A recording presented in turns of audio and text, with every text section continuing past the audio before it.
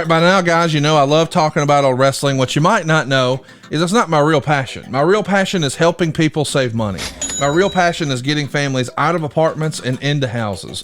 My real passion is getting people's finances aligned so they can retire on time. I hated going to Walmart and seeing the greeter being 80 years old. She should not be working. She should be home. Why is she still working? Because she still has a mortgage. I want to help avoid that for you. The other thing I want to help you with, let's make sure your kids don't get saddled with student loans. If you've got a student loan, why did you get one? Maybe because your parents still had a mortgage. I'm not saying that to be funny. I'm being sincere. There's only so much money to go around. What I want to help you do is figure out where you are right now and where you want to be long term. And I do it at SaveWithConrad.com. I've been doing mortgages for more than 20 years. And during all that time, we've helped tens of thousands of families change their life. I mean, routinely, we're helping our podcast listeners save $500, $600, $700, $800 a month. But more importantly, get them out of debt faster and with cheaper monthly payments. But if you don't think it can happen for you, let me just tell you this. We are not the bank. We don't say no. We say not yet, but here's how. We're going to get you a game plan on how to improve your credit, how to save a little bit of cash, and how to get into that dream house. Maybe you're already in the house, but it would be nice if someday we could put a pool in the back, or one day we want to upgrade to hardwood floors, or remodel the kitchen, or get a badass master bathroom. I can help you do all of that with no money out of pocket right now at SaveWithConrad.com. You don't need perfect credit. You don't need money out of your pocket. And if we can't help you save some cash, we won't waste your time. Check it out, SaveWithConrad.com, NMLS number 65084, equal housing lender. And hey, y'all, don't take my word for it. Check us out. We've got an A+ with the Better Business Bureau. And as if that's not enough, go look at our reviews. Read them and weep, haters. ConradReviews.com. You'll see more than 1,000 5-star reviews. Our average review is 4.72 stars. Find out how much money you can save. Take control of your life in 2023 by taking control of your finances. We're going to show you how to keep more of your own money. If you've got credit card debt, what are you paying on that? 14%? 28%? You know you can do better.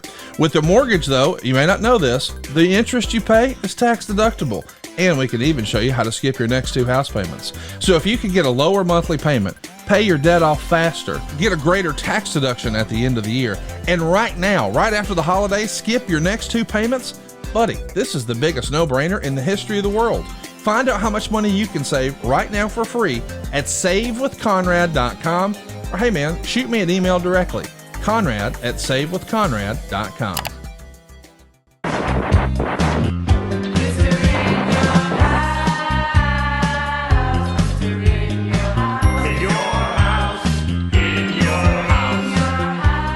Hey, it's Conrad Thompson, and you're listening to Foley Is Pod. And of course, we couldn't do it without the Hall of Famer himself, the hardcore legend, Mr. Mick Foley. Mick, how are you, man? Conrad, I'm doing great. We have a lot of things to talk about. Yeah. We do. I mean, most recently, this past weekend, we finally saw the show I think we're okay to talk about now. America's Most Wanted Treasures from WWE. I absolutely love the first episode, man. Hanging out with Stone Cold, it doesn't get any bigger than that. It was I really enjoyed the show. My only issue, which will be resolved, is that Amy wasn't in it. Lita wasn't in it as much. It wasn't a 50-50 because you want to start off big, Stone Cold. It doesn't get any bigger than that. And I was the one who had the rapport with Steve. I wish Amy had been the one taking the second trip to the middle of nowhere. Like that is when people say, how long is a trip? I don't tell you how long the flight is. First of all, it's not a nonstop flight. I go from my door to that door, 13 hours. Oh, wow. You can get to places around the world quicker than you get to Steve's house. Wow. And I did it twice. So a lot of mileage. I've been talking, in private, you and I have been talking about all the miles I logged. More miles than since 2001. Most miles I've done, and I travel quite a bit anyway. Yeah. But this was a really busy travel year, and it was so gratifying for me to watch it and really enjoy it. We had a great crew. I just want to say, a little shout out to our showrunner, Matt Braley and our Maria, and I know people don't know these, but TK and Jordan, our camera people, they were amazing. Like, came up with all these great shots. Like, and it was just everyone agreed it was a great. It was longer than we thought. It was almost 9 months of filming off and on, but we all agreed that we all had a good time. Everyone got along really well, and I think I touched on this before, or maybe I didn't because I wasn't at liberty to talk about it much. But one of the benefits was just to hang out with Lita more. You know, like you sometimes take your friends for granted. And about 5-6 years ago, I wrote her one of the handwritten Foley letters when we were at a con, just saying basically that same thing. You know, hey, you run into people here and there. You forget you've known them for 20 years. You sometimes take your friends for granted. Just want you to know how important your friend. You know, a nice little thing like that. But that was just an added benefit to be able to spend time with Lita was a really cool thing. And of course, Booker's the best. You know, but Booker was in the and the other Booker was in the studio while we were out there on the road, which was the better assignment, I think, even though he was going from Houston to Orlando to Stanford almost every week. He was packing on some miles too. But it was a lot of fun, and I'd be interested to hear your thoughts. I loved it, man. You know, as a belt nerd, I thought it was really cool to see that Stone Cold still had his old Intercontinental title. Yeah. I mean, we hadn't seen that belt, I guess, since 1997. That was fantastic to see. I'd forgotten that, and I didn't know the circumstances around it, with Steve basically saying this is the title he had when he got hurt, and he's keeping it. And who are you going to say no to Stone Cold Steve Austin? I don't know why, but I think it's cool that he kept his old ring jacket, too, like the stunning Steve WCW robe that he wore to the ring that he still had that you guys ran across. I just thought, I don't know, I just never took him as a sentimental type who would keep up with all that stuff. It was really cool to see that he values it enough to lug it around. So knowing how much he values that stuff, because you never see Steve Austin stuff out there for sale. And I'm proud to say that some of my best pieces of memorabilia were either given away or donated for charity. And I have sold some for profit as well. And hey, as long as I'm talking about the auctions I've done, can I just, Michael from High Spots lost his wife. Unbelievable. And they were a great couple, and I reached out to him, and man, there's another member of that inner circle whose wife is going through a tough time too. So sending prayers and, comforting words, if we have them, to the group at High Spots would probably be appreciated. Yeah, man, I didn't have the good pleasure of meeting her, but just think the world of Michael Bakikio. And when I heard the news last week, I couldn't wait to fire off a nice message. But what do you say? It's just, goodness gracious, gone way too soon. Certainly thoughts and prayers with his whole family. And I let him know that, they're all prayed up in Alabama. Thank you, Conrad. I appreciate that. Because I've been there, I guess, 5 times. Great folks. For, 6 5-hour stretches, and I've seen them on the road together. They were a great couple, so Godspeed to Michael and everyone there, everyone who loved her. We're looking forward to seeing what you can dig up this week. I thought it was pretty cool to see you at my old pal Dave Milliken's house. He had the knee brace. Well, that's what I wanted to point about Steve, is that he must really value that friendship with Dave because, like we said, he doesn't sell that stuff. I think Steve's got it. I think he's good. I think he's comfortable. Yeah, he's going to be all right. He's going to be okay, but he could make a mint if he wanted to sell anything there. And his knee brace, which it would fetch 10, 15 grand. Yeah, it would be, a lot. He sends to Dave as a gift. Yeah, randomly. I've never gifted anything of that value, Right. So it was a lot of fun. And that trip was a lot easier because I went right from the podcast to Dave's house. He lives kind of right between you and I. Yeah. So that was easy. So it worked out good, but oh man, the miles I logged, I just erased. I should have had it for this. I took a video. I got in a day or maybe 2 early. I think I actually, watched the ball drop on TV from my hotel room in the middle of nowhere in Nevada. And I took some footage of the biggest snowflakes I'd ever seen in my life the day before we shot. And that was the same day, about 10 miles away from where I was staying, that Jeremy Renner got in that terrible snowplow accident. So, he's doing much better now, but the snow made for a cool drone shot. Oh, yeah, it did. Where it's just snow as far as the eye can see, and that majestic mountain. He's living the life, man. He's really living the life, and deservedly so. Well, you're living the life too, because I can't believe this is real. You got a brand new action figure? I saw that this thing was on social the other day and could not believe. I just received a package from, it was a discreet package, but it was from Ringside Collectibles. Yes. And so what I did is, knowing you are a collector, I brought the first one. Oh, wow. And I will sign this first one to you. Oh, dude, this is awesome. So I'm hoping that I sign many of these over the years, especially in the upcoming months. It's going to be a duel, because I believe there's a Defining Moments coming out with Mankind, Hell in a Cell, that even has the tooth in the nose. But I really like this. Tooth in the nose figure? Tooth in the nose figure. And it's even got the facial expression, that I had, like when JR said, "My God, look at him, he's smiling." Even has the hair kind of swept over to that. Wow. I have trouble growing hair long on the right side, because I may or may not have done some work on that part of my scalp over the years, if you know what I mean. And I'll let you. Up what you're putting down. Yeah. So I'm going to say to Conrad here, okay? And this is the brand new Commissioner Foley. That's right. Action figure. And I was thinking of the catchphrase for the commissioner is, "That's final," right? Yes. And so that's going to be what I go with. That's final. And since I'm Commissioner Foley on here, you get a Commissioner Foley signature. So this is the first Commissioner Foley This is the first Commissioner Foley figure out there, right? Wow, that's awesome. And I'm gifting it to you. How cool is that? Thank you, dude. Yeah, that's you got awesome. it. So I have a feeling that it's great when you do, pops have become the new, they're the craze, to where I probably sign 10 times more pops than I do action figures. But there's something cool. Man. As a guy who had to wait 12 years to get my first action figure, and then thought, okay, I got it. Yeah. That's it for action figures.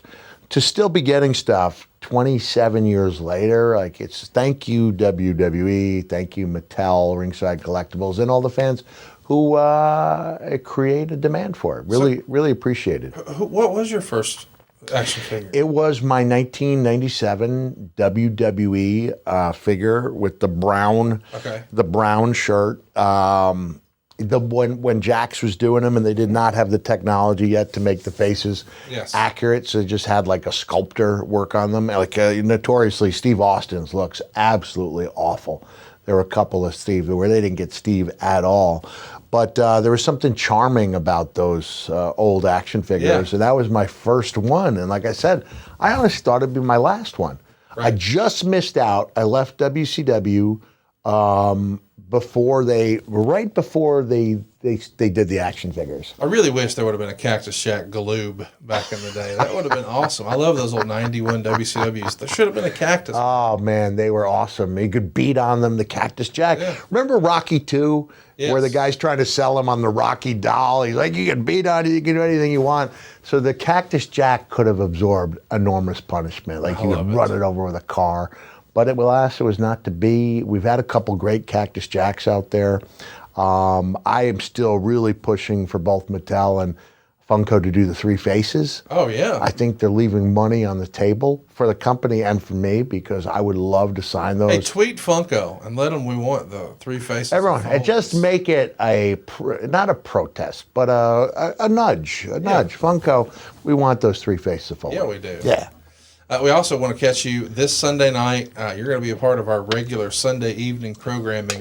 Any idea what episode we're This is, we are in search of a DX memorabilia, iconic items that have been lost.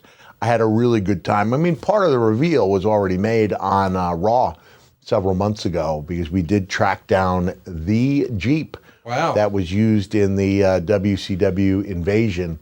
and a lot of cool stuff. Got a chance to spend a couple days with Road Dogg, and that's a friendship that goes back a long time. In my WWE days, full-time days, I only lived 20 minutes from Road Dogg. Really? Yeah, and back when we had Foley's Gym, we didn't see Road Dogg there much, but we saw Bullet and we saw Scott. Adrian Street was in there, all the. So you were driving distance to Pensacola? Yeah. Oh, okay. And that's, as a matter of fact, the last time I hit Pensacola, it was to drive about 50, 60 miles out of my way to hit a Whataburger en route to Jackson, Mississippi for a convention. And then when I got to my hotel, there was a Whataburger across the street. Oh, gosh. My goodness. What a rib. Well, it's not a rib. I know that you're maybe the most prolific writer in wrestling history, and I think you found a book that you want to mention. I did find a book. Now, you might say, all right, Scenes in the Rearview Mirror, a cabbie's journal, okay, by Jake the Milkman Wallen. And you might be, what does that mean to me as a wrestling fan? Jake Wallen was my sports or news guy when I hosted a radio show on college radio. I started out doing sports. Then I thought it was a big deal that someone gave up their Halloween time slot, like the most popular night for students to go out and party. I get to do the Saturday, 8 to midnight or whatever it was, or 10 to 2 a.m.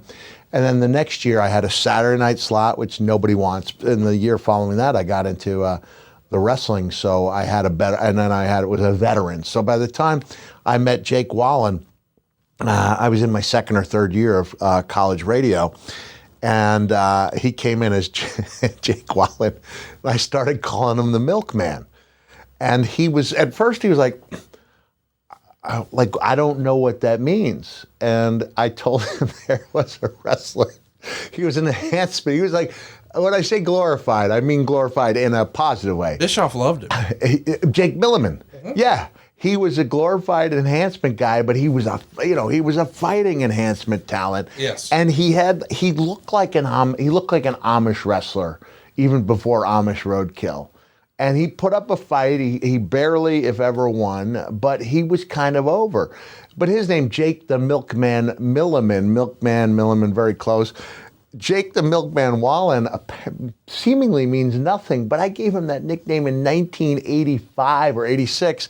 And I get this in the mail, Jake the Milkman Wallen. Wow. I did know that when I returned to Cortland the next year, he was on the radio, and they had those carts they would put in. They were like 10 seconds cart. I went, Milkman, Milkman, Milkman, he delivers.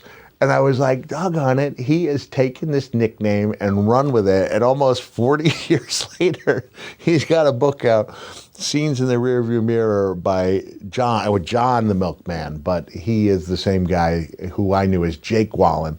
And I was just really tickled to get that in the mail. So that's the first gimmick you created. I believe, yeah.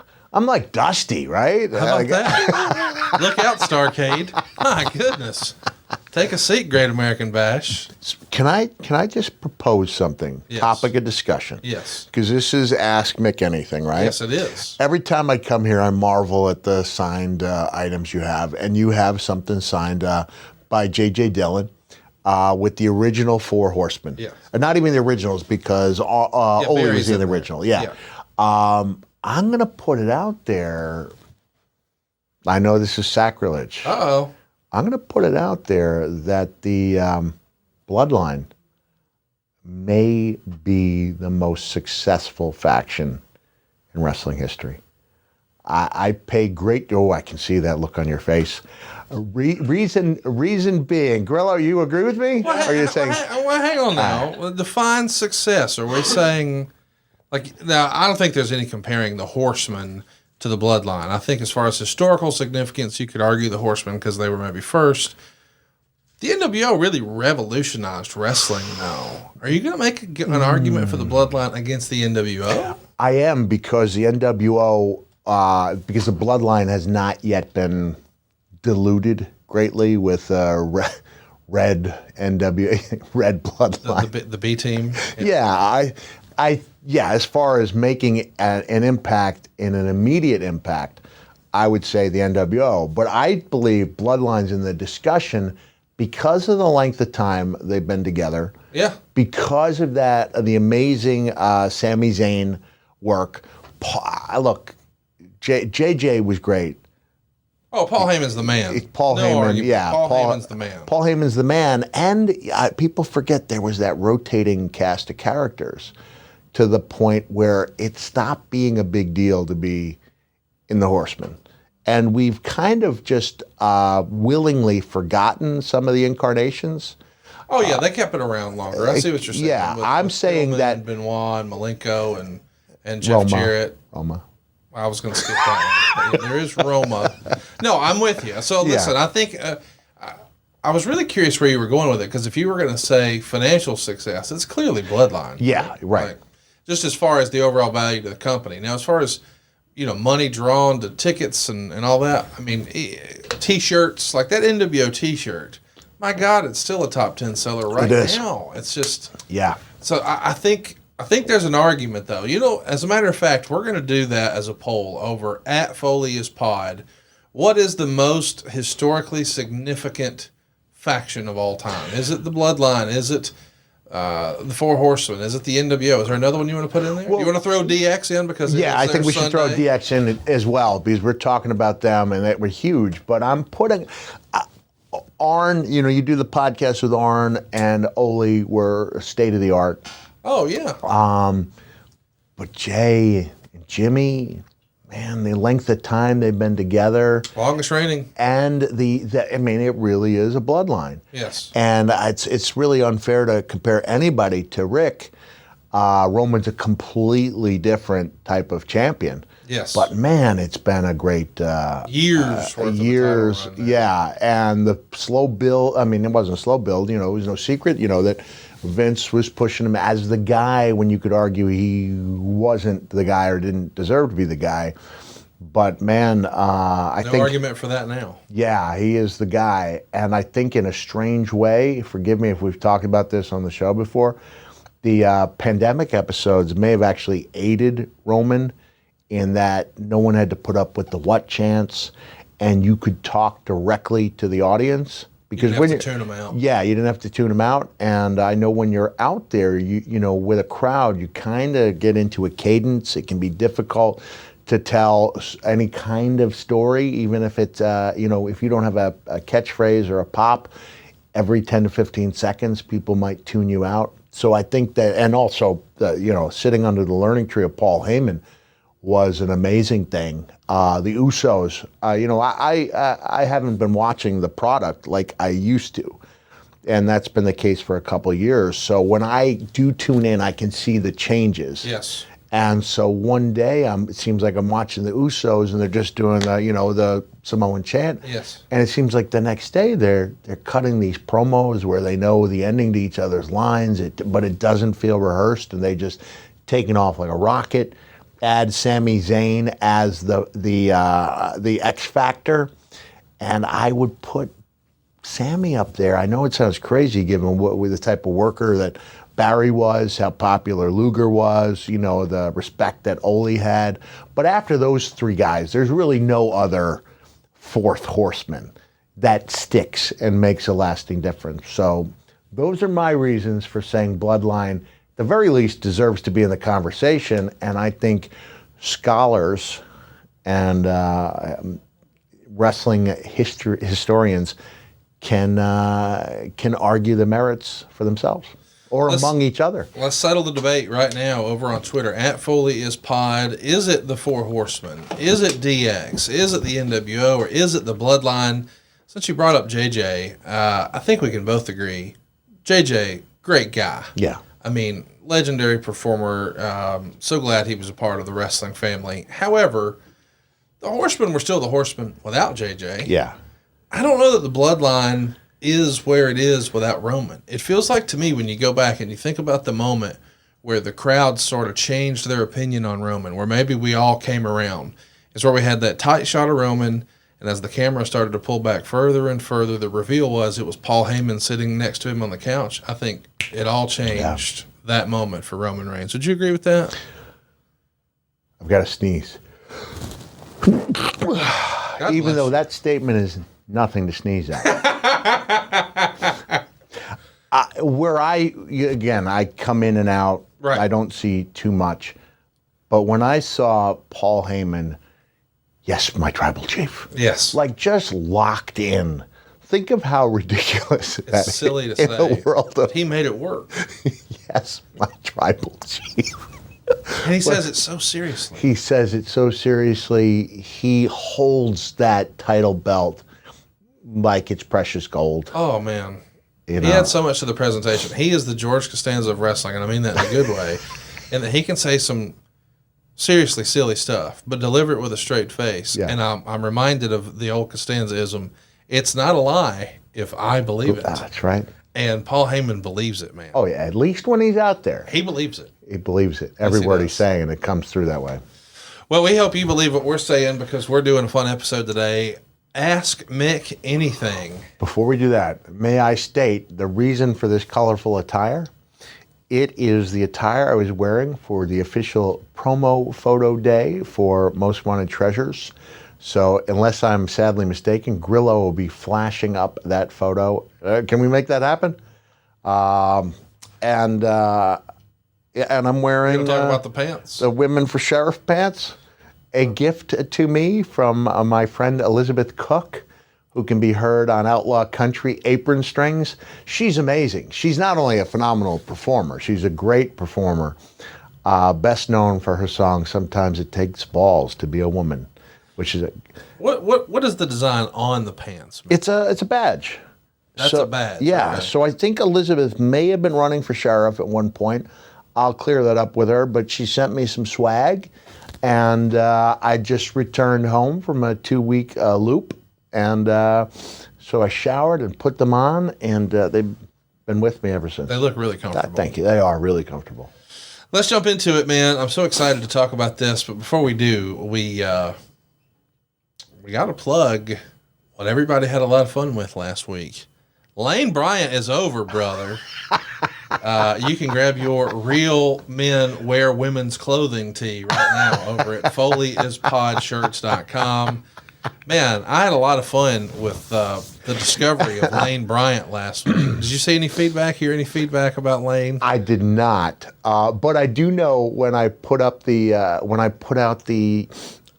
clip from the show. Yes. That Casey, who helps me with my social media, goes, Mick, there's something. He goes, they're not showing it to anyone, and it's like they can be so sensitive with what they deem to be.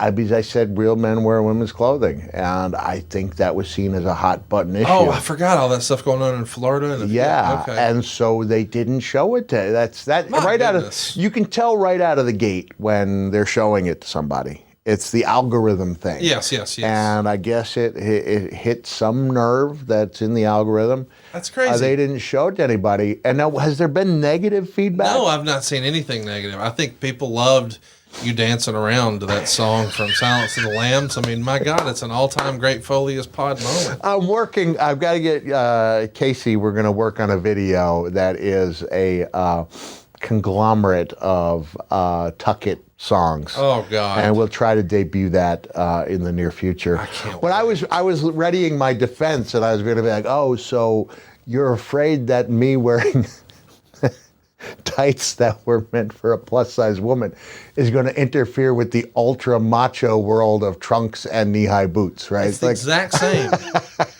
Like tights are tights, right? Who cares? Right? Yeah. So I just love the visual, and we touched on this last week in the archives, but. Once upon a time, you talked about after the whole Vader powerbomb on the floor thing, you had to sort of rough yourself up on your way to do some photos. in a convertible. In a convertible at a red light. And I think about the visual of pulling up along next to you at a red light, and there you are wearing Piece of yourself sandpaper. out. And then I fast forward, and it's like, now I'm going to see that same guy with the long hair and dressed as Cactus Jack Wood just milling around and Lane Bryant. Like, what? The visual of you shopping for that is tremendous. Shopping, and some of it may have been Christmas presents from Colette. So It's tremendous. yeah, I stand by that slogan: "Real men wear women's clothing." Yeah, why not? I can't believe that's a hot... We were clearly not talking about political issues. We're talking about Cactus Jack. You know. It is what it is. Brad Wise wants to know, I had no idea about this. How interesting. Would love to hear about this. I guess once upon a time, it was promoted Cactus Jack and JBL on ABC News. We did do a political debate.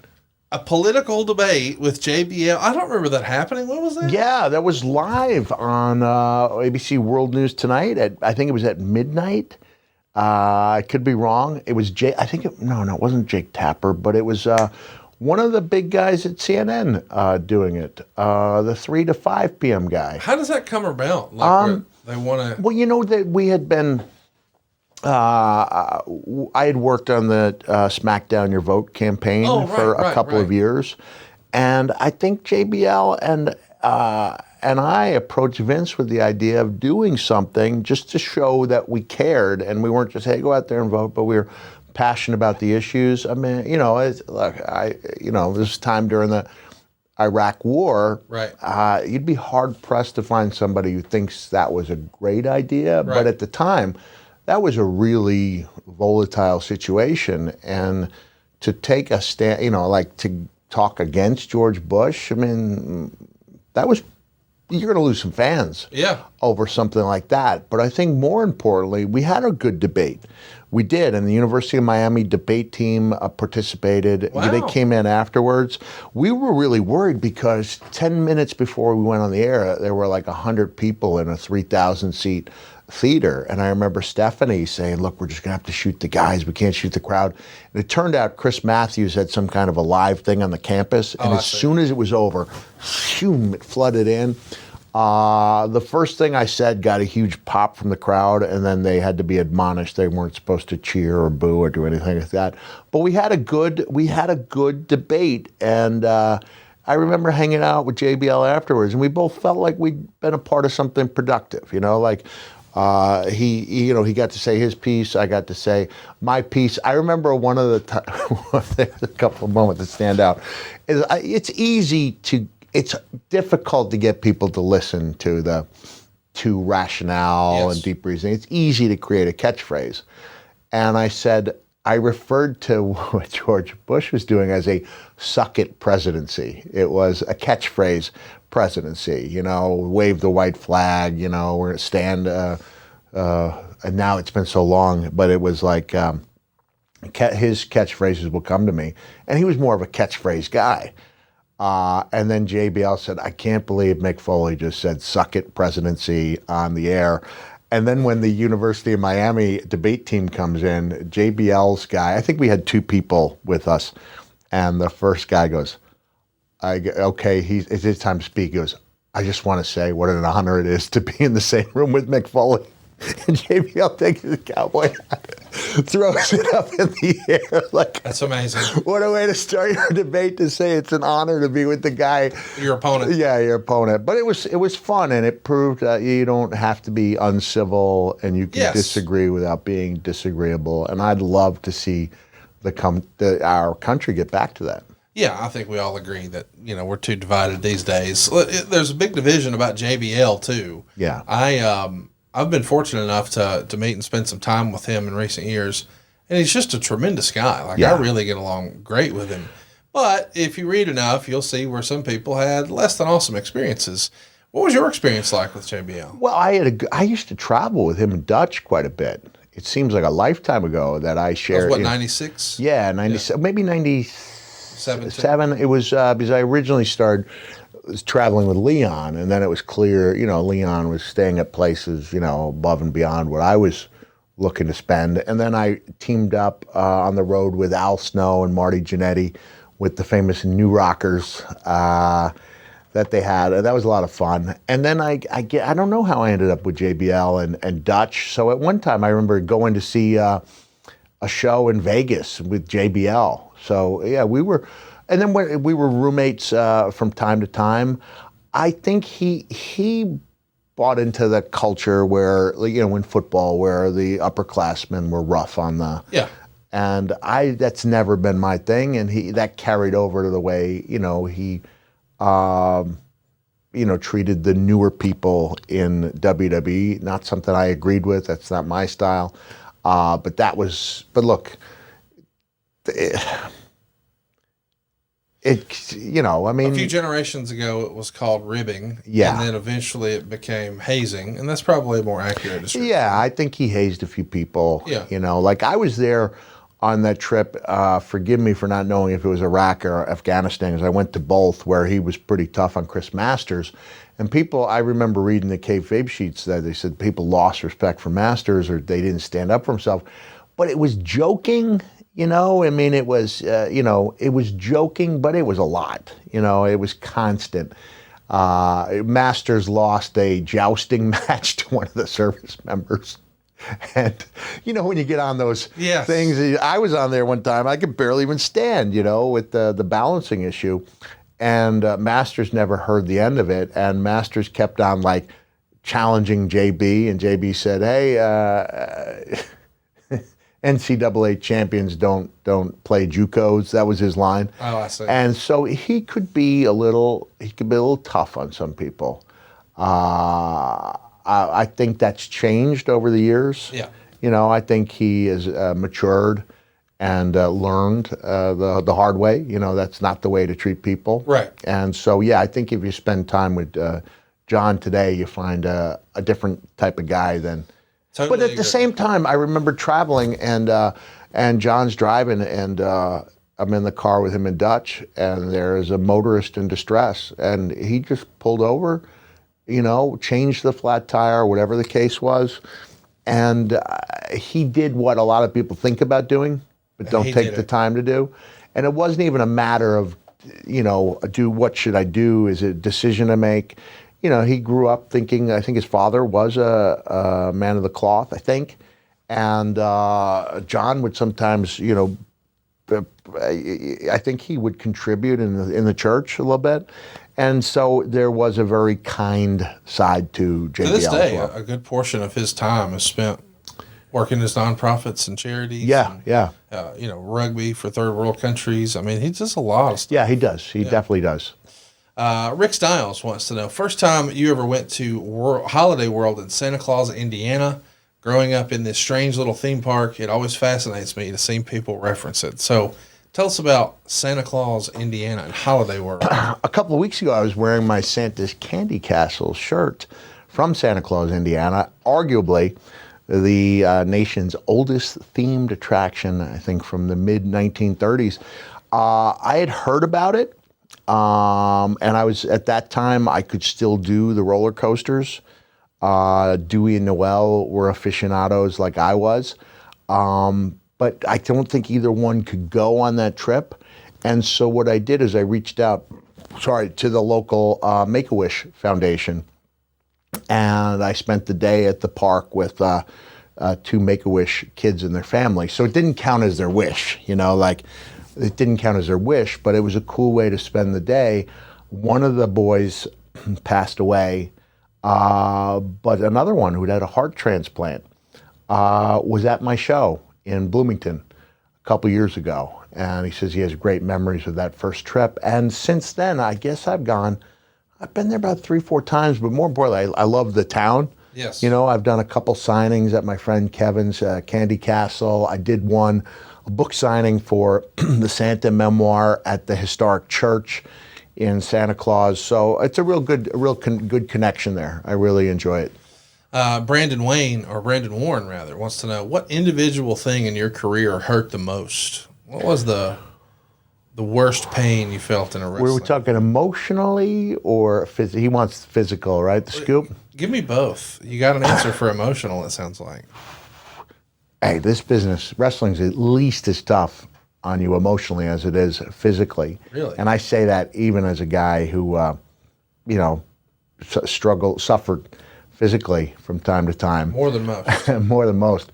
It's just heartbreaking. I tell people when they want to get in, I said, you're almost guaranteed to be hurt badly. You're absolutely guaranteed to have your heart broken, unless you're not somebody who loves it when you get in. Right. Then you can kind of roll with the punches. There have been some notable people who made really good livings. I mean, Sting is on record saying he was not Goldberg. Goldberg. They were not really wrestling fans and did really well. But when you love it like I did, and you're not an alpha male, you're a little more sensitive than the other guys in the dressing room, there could be stuff that really hurts, I mean, whether it's seeing an angle that's right out there not being done, I'm coming to my head, not that this really hurt, it was more of a major disappointment, but when I did get up from a power bomb that Vader gave me, Yes. And I was waiting for, oh my goodness, can you believe the fortitude, the guts? And God bless him, Bobby's not here, but he gave us, that'll give you Excedrin headache number 2. And I'm like, I laid out the story, like there frustration more than heartache. But there were times when you'd be, to give up, willingly give up a job that you loved. It was your dream job, Eric will probably say he gave me my notice. I know 100% that I gave them not just a notice, but a 2-month notice. And they also put the title belts on me after I give them my notice, but at no time did they ever, they treated me great on the way out, but they never had a talk with me about, hey, are you sure you want to do this? Do you want to stick it out? Emotionally, I guess, losing your ear, which is a gift from the wrestling gods. Yes. To have nothing done with that was pretty heartbreaking and pretty depressing. And that's what led me to believe that, brother, if they can't push that, they don't have anything for me. And to me, we haven't spent any time talking about that. I mean, we talked about how it affected you, but we never spent any time talking about why they didn't. Do you think they didn't do more with the year because you weren't in their plans politically, or was someone just not invested?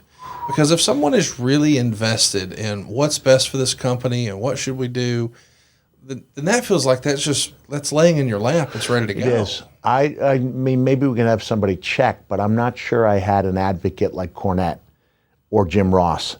Yeah, Cornette was gone by then. Yeah, and Jim was in WWE, right? Yes. So, and I don't know where Kevin Sullivan was, but he was there. But I lost 2 of my biggest advocates. Yes. And Eric brought up a valid point since then that I was considered a physical liability because of the stuff I did, that they were worried I'd be, seriously injured. And I just think I was, I've talked about it in my book, I was the $3,000 a week guy for 3 years. Yeah. And I bargained to get up from 78, which was offered, to 156. But I never got up above that level. When Bill Watts came over, it was considered like a real gift just to keep what you got, which I did.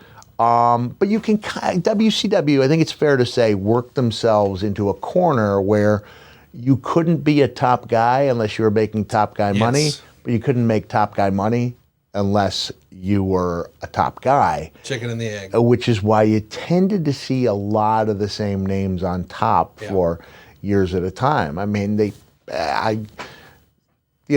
let Steve go. They let Goldust go. They let me go, all within like a year of each other. And Mero. Yeah, and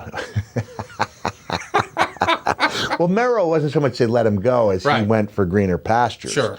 But that would be emotionally the most painful thing.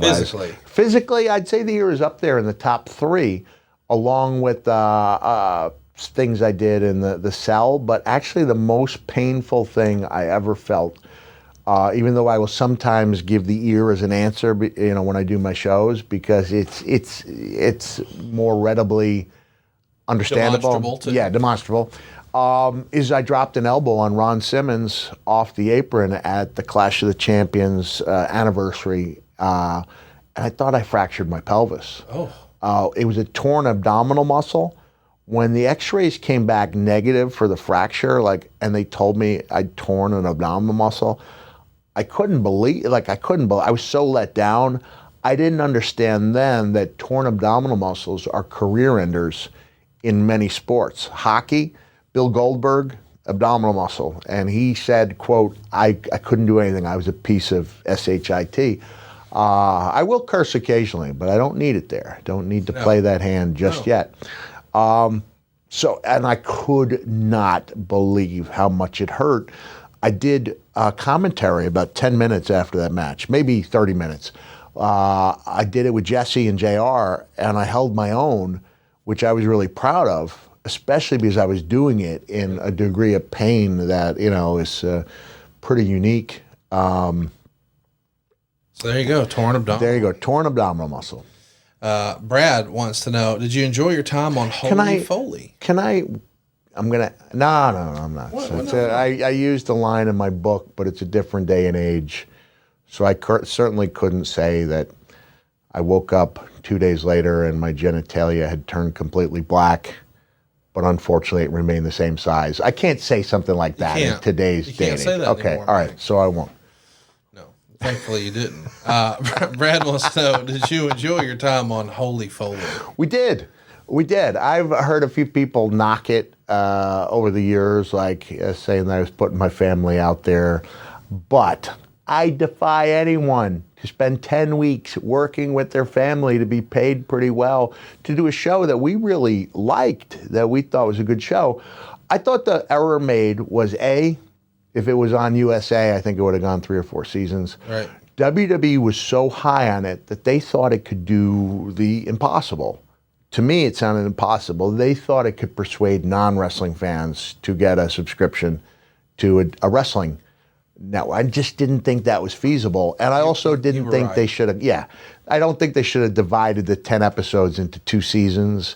And also, I really like the old-fashioned way, the non-binging way of letting momentum build. Yes. So that it can become water cooler talk or, at least things to be talked about in wrestling forums. But when you have a chance to watch all 5 in a row, it doesn't, It's an evening and you're done. It's an evening and you're done. But we really enjoyed it. I think at the beginning it did really good ratings for them, but there was only 1 million people in the world who had it. Right. And so at a certain point, after everyone's seen it, that's kind of it. Yeah. But Noelle did really well with it. It helped her with her Instagram following. Her in a lot of ways, yeah. And I thought that even in the format where you understand things are heavily produced, there were some very real moments that shone through. Noelle with her. You saw the cage? The cage, that was. I messaged you way back when. Yeah. It was a real moment, like. And my son Huey thought, he said that wasn't very realistic at all. He was there, but he wasn't on camera. And I said, Huey, I can't. He goes, why would you cry in front of a cage? I said, I don't know. Yeah. I said, you've never seen me cry on camera? Like, one thing I could never do, even though I was a good mic and promo man, but I could never cry. And here I was, that was very real. And Noelle hugging me, she'd never seen me like that in her life. And also Noelle's tryout with NXT, where she was doing that with bruised ribs. And she was trying out with Bianca Belair and Sonya Deville, who, and she had to carry Bianca on her shoulders around the ring, and Noelle's got the Foley upper body, she couldn't do a push-up. And I looked in, I knew how badly she was hurting, and I could see she had nothing left in the tank, but she was still doing it. And when she came out, Canyon Seaman I remember Huey going, wait a second, his last name is Seaman? Like, he was only, I think he was 12 or 13 at the time. That didn't make it on the air. Should have. It should have. And the other moment that I just love and treasure is when we were celebrating my birthday at Knoebels Grove in Ellisburg, Pennsylvania. And I know that my wife didn't bake the cookies. I know my wife didn't decorate the cabin. I know there were a team of people doing that. And they went to a baker and all that. But yet when my son Mickey breaks out on electric guitar with the Wreck theme, that was the best birthday memory I've ever had, and it was there on camera. Wow. And my younger boys, it's funny to look at them because now they are each about 8 inches taller than they were, and they weigh less than they did at the time of that filming. How about that? Yeah, so they don't even look like these kids that they were just 6 years ago, but they like watching the show. And at the end of that episode at Knoebels Grove, we're dancing, and Huey has a funny little dance that will never stop making me laugh. So we really enjoyed it. We did enjoy it very much, and I guess in a way it's good that it only won one episode, one season in a way, because we weren't. I think the longer you go, the more pressure there is to create friction, and of course there's they create some pseudo friction. Yeah. There was never an instance where Noel and Frank were actively looking for a home together. And I would never, as a dad, say anything remotely like, I can make one call and you'll never get booked anywhere. What am I, a mob boss all of a sudden? I love that. And also Noel's training had actually, I knew well that Noel had been training, a year earlier. So it was a fun TV show. magic. Yeah, we all enjoyed it. Derek Lewis wants to know, who made the decision to drop Manson from the name? Cactus Jack Manson. Look, I was just Cactus Jack. I may have been Cactus Jack Foley or Cactus Jack when I was in Memphis. And we're driving back from a show, and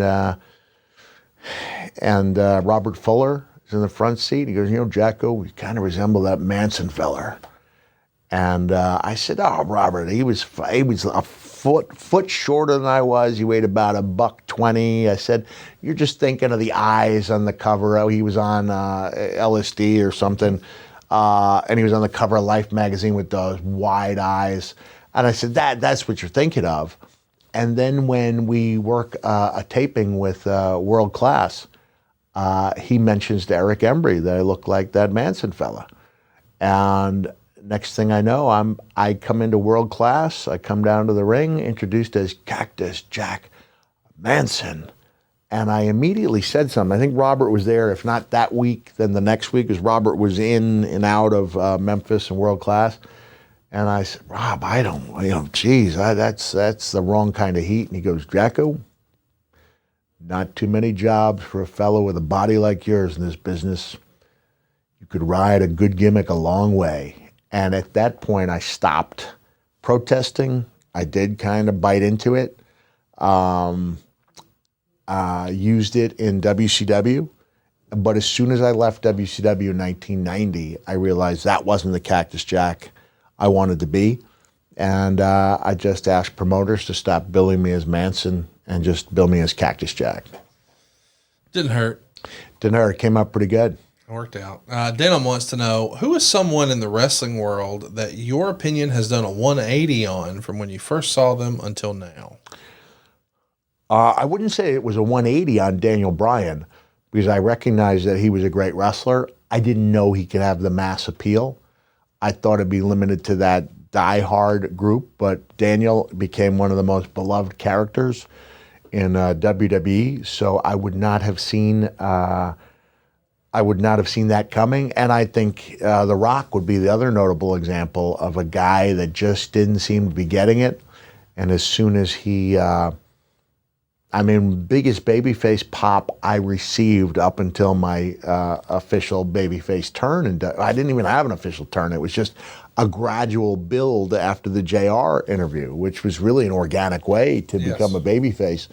But I think it was May of 97 when I wrestled the Rocky Maivia in Richmond. He came off the top with that crossbody, which was his finish at the time. We rolled through, and I came up with a mandible claw, and the Richmond Coliseum went crazy. Biggest babyface pop, so clearly that was a 180. And those are two answers. I'd be open for other reminders of people that I may have publicly said something about and may have changed my mind on. Paul wants to know, was it ever considered to use Cactus in any of the programs with Undertaker, Rock, or Austin? So we know that you wrestled those guys as Mankind, as Mick Foley, and certainly as Dude Love, but what about Cactus? I don't think that was ever on the table. Cactus versus Undertaker feels natural. But the Mankind versus Undertaker was like watching a monster movie. It was. Come to life. And I would have preferred to have come in as Cactus Jack and retire and attacked him. But there's a character that I 180 on, because I had some serious misgivings about doing that character, and things turned out pretty good. Steve, I ended up wrestling as Mankind when we were both heels.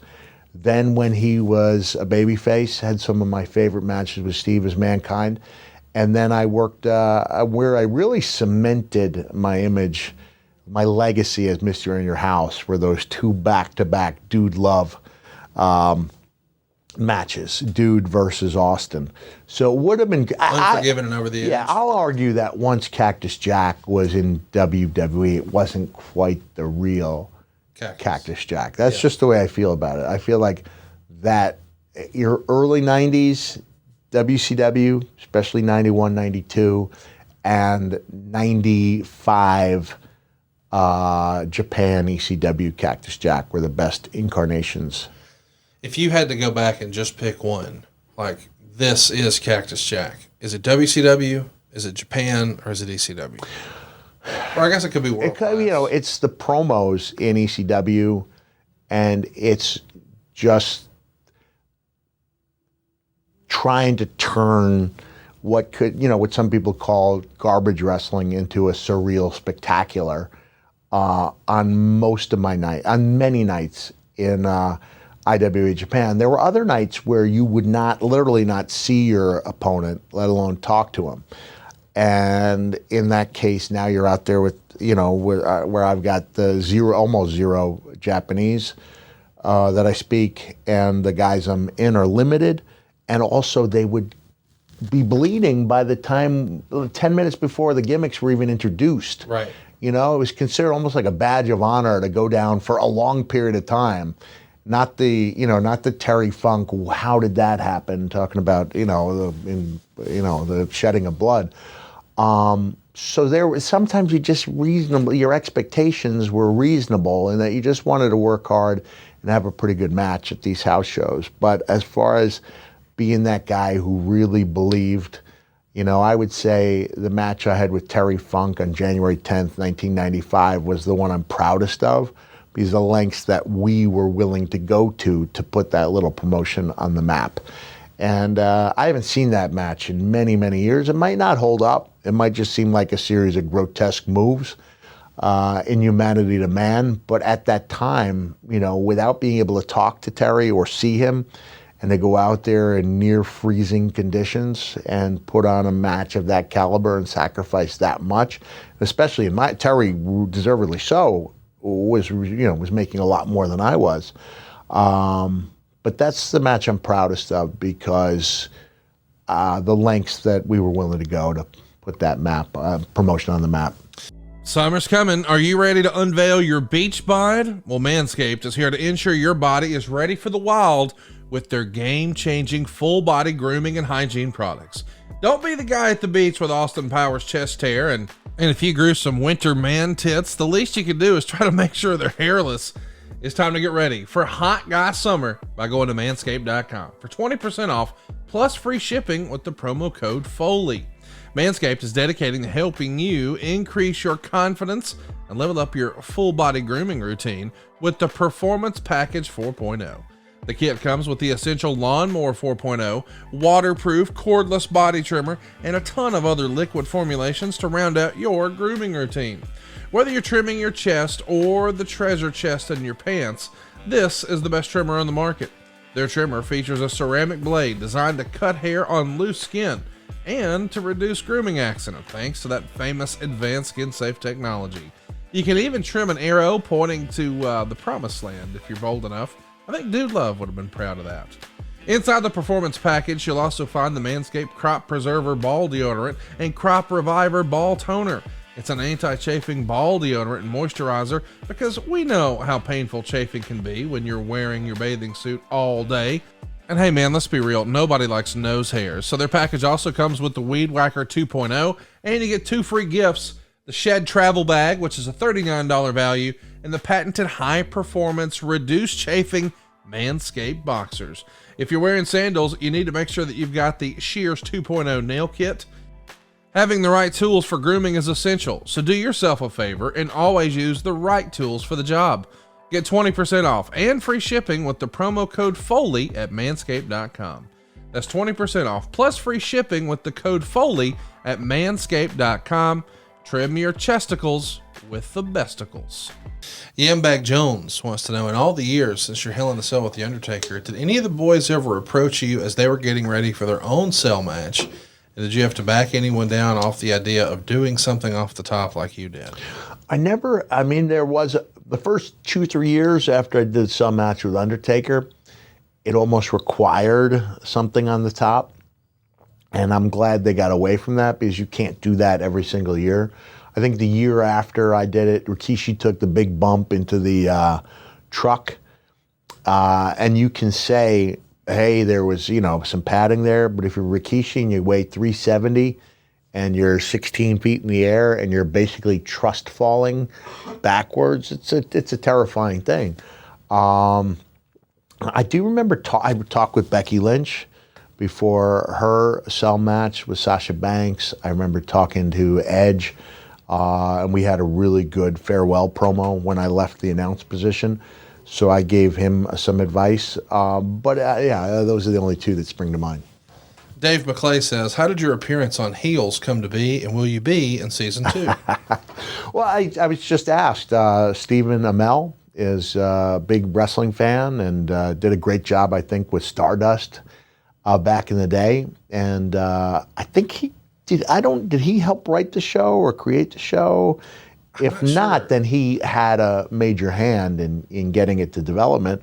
And I was asked during the pandemic if I wanted to be on the show. The biggest drawback was that I had to get there a week early to be tested every single day for COVID. And, the things I did with my Grubhub are things I'm not proud of, which will lead us to our weigh-in. But I enjoyed it. It was a small scene, but it was a fun scene. It wasn't as good as I had it in my mind. I really wanted to make Dick Valentino like the third person name dropper, the way Dick Valentino sees it. It's tough because I'm not really a voice guy. Right. So I got to do, I do Vince, Terry Funk, Rocky Balboa, and then I'm out. Right. So Bruce can do imitations all day. I've got those 3 arrows in my quiver.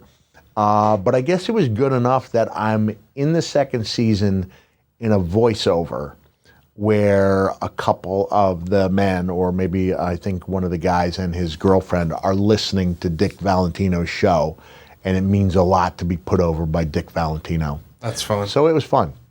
Taylor Lunsford says, if Mick in his prime could wrestle Bray Wyatt, which one of his characters would he like to perform as against Bray, and why? If I was wrestling Bray Wyatt, I think it would have to be Mankind. I think that would, it would have that feeling of a monster movie. Yes. And maybe we could take some creative liberties, as far as the indestructible aspect goes. And I think we would have pushed each other to do really great promos, and I think we would have paid it off in the ring. I don't know if Bray has talked about this publicly, but I've mentioned it a couple of my shows that before they got the USA slot, he was asking me if I might be able to tune in. He said he's doing something with a rocking chair that was inspired by the promo I did in a rocking chair with Randy Orton.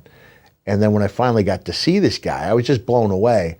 I felt awful for him that people were chanting out Husky Harris, which it seems like a really dirty thing to do to a hardworking guy who's trying to do something fun and original, and then they got over that in a hurry. But that was unfortunate that he was treated that way. And there's also a clip out there when I was in WWE as Santa in 2013, where Bray was asking if I might be able to teach him the hangman spot. Right. And so I had somebody record me working on the move as Santa, and that would have been great video, but I can't find it, and I have looked. I'm excited to ask this next one. John Bear Jones wants to know, what does Mick think of Shane McMahon doing the jump off the Hell in a Cell? Decades after Mick's iconic moment of being thrown off, it's been a while since he did it. I've always been curious. Yeah. Well, I made sure that I was the first person Shane saw when he walked through Gorilla. So he would have seen probably 10, 12 people in Gorilla, and I was literally standing on the other side of that curtain. So I was the first person that he saw, and I gave him a big hug, and I believe that meant something to him. Shane's fearless. Yes. Right? Now, I was scared to death, which you could say is a better, courage is working through fear. I'm not sure Shane has any fear. I don't know if he fears anything. He's a daredevil. Yeah. And, the one thing that my sub match had going for it that that no other match will have is that element of surprise because nobody saw that. Nobody expected that. Saw that coming. Shane's actually doing his thing from a cell that's 4 feet higher than the one that I did. And for those people out there, dismissing what he did because there was a crash pad under it. First of all, it's the only way WWE was going to allow that to happen. As they should. Yeah. And second, I can't remember which elbow. Basically, he's dropping a big elbow, right? Yes. Was it the match with Undertaker or the match with Kevin Owens where Sami Zayn made that incredible save? Like Shane was in midair and Kevin was still on the table when Sami rolled him off. It was just incredible as far as timing went. And I don't care if you've thought it out ahead of time. You get up on that cell, and it's the most, for me, not for Shane, most terrifying experience I'd ever had. I was actually so grateful when I read Jericho's first book, which never actually hit #1. No shame in that, even though I did it twice. I love you. Oh, my God. That's the clip right there. But Jericho talked about wanting to do something off the cage, and he said, but when I looked down, he got up there earlier in the afternoon, he said, the people down below looked like ants. He said, I'm not exaggerating, they looked like ants. And as soon as I read that, while I was reading, I thought, that's exactly what they looked like. I can't explain it other than you're 16 feet higher than you would normally be. They look a lot smaller. Oh, my God. They don't look human beings. So I didn't go up there. I know we're going to have a 25-year Cell reunion show coming up. Yeah. But I can tell you I was absolutely terrified. And if I had ever gone up on top of that Cell earlier in the afternoon, there would have been no activity up there during the actual match. I was scared to death, and I thought it was the worst idea I'd ever had. And the truth is, when Undertaker's gong went off, knowing that not an eyeball in the place would be, all I could think of is, how do I get down from this cell without destroying my career? I couldn't think of a way, so I stayed up there and hoped and prayed for the best. Stampede Forever says, whatever became of his application to Stu Hart and Stampede Wrestling, was there ever a reply to him from Stu? I don't think so. We've posted the handwritten letter. Yep. I think Natty came across it a few years ago. Another handwritten letter talking about a few of the bumps that I've created to add excitement to my matches. I didn't hear back from Stu. I sent out letters to every regional promotion that was out there, and no responses. I mean, I was at Dominic DeNucci's house when he called AWA, and AWA took great pride in the wrestling. Yes. And I hear Dominic go, I got a good boy. He's a tall. His name is a Mickey. And then there's a pause, and he goes, he's a tall. So the question was, how's his physique? Yes. And Dominic paused and goes, he's a tall. Because I was 6'4" at that time, and I was about 230. So I was, I looked taller than I eventually would at 280. And now I'm about 6'2". But I got no answer. It wasn't until I was at Brian Hildebrandt, many of us know Mark Curtis, one of the best friends I've ever had, and gone way too early from cancer. He said, the first time I'd ever seen the Wrestling Observer, I'd heard about it. I'd never seen it. And he said, you're in this one. And that was the first time I saw my name in print. And within 3 days of Dave Meltzer referring to me as possibly the best no-name independent talent out there, I had 3 job offers. One from Kansas City with Tommy Gilbert, Eddie's dad. One from the Savoldis, which wouldn't have been a full-time job. And the other from Memphis.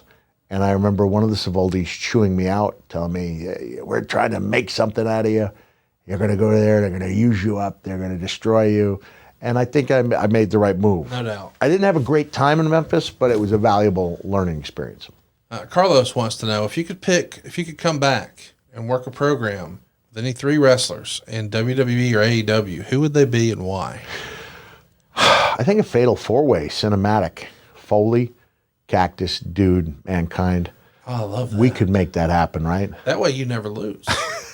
No matter what, you get the winner's purse. Are there three talents out there? Like you mentioned Bray. Would he be on the list, or is there somebody else where you think, man, me as Cactus versus that guy, that's a home run? Is that are they talking in his prime? Yeah, you in your prime. In my prime. Against somebody on TV today.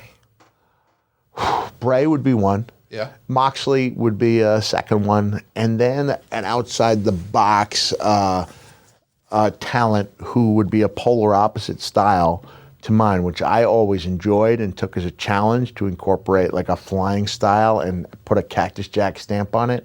So I've said if I was the first guy out of the gate for Ricochet, oh wow, I think I could have done some cool stuff with him. Man.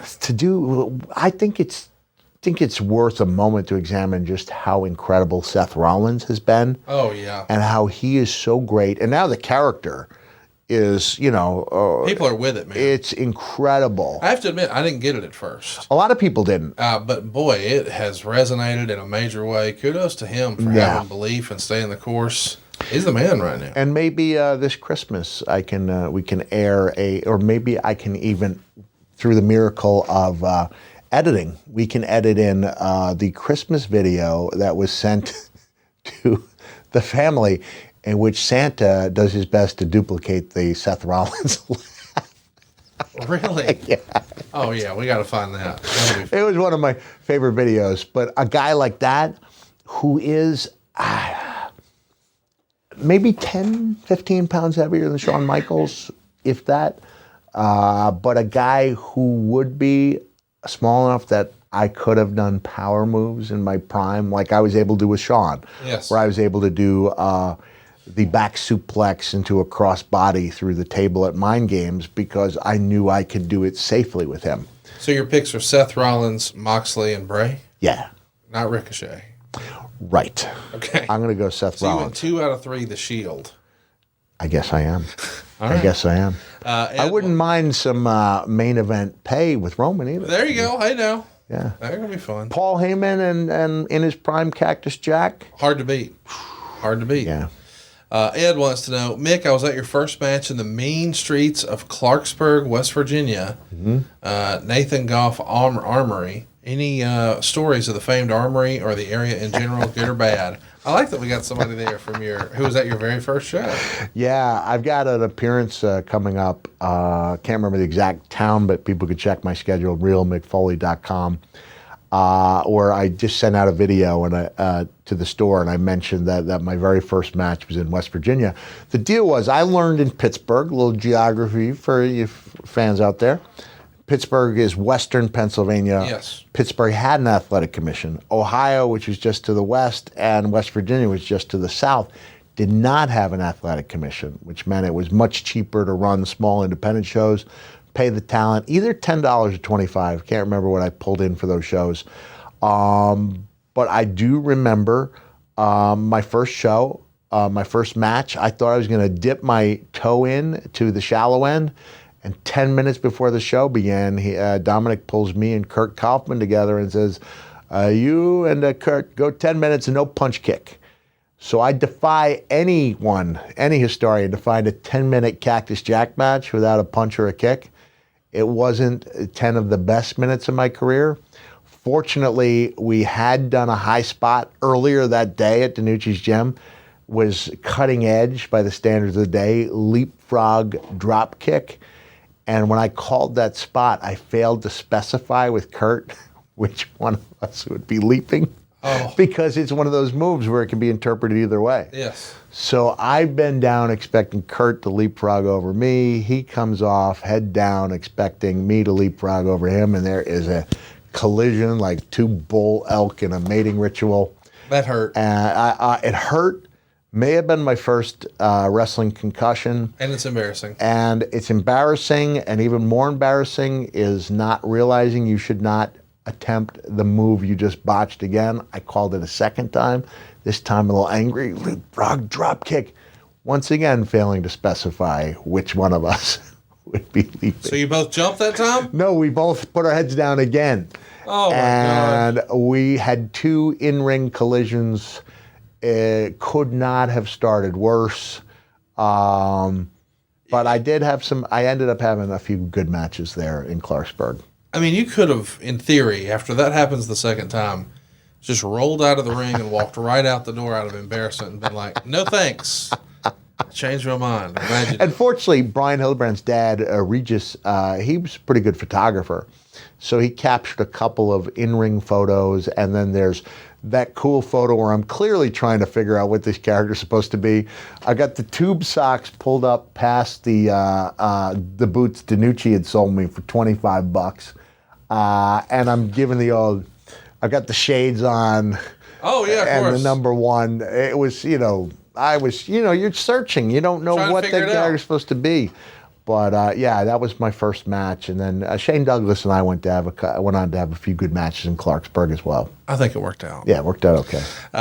Slasher wants to know another early days question. As a lifelong fan and Husky fella myself, how often did you train during the peak Foley era, and even in your break into the business days?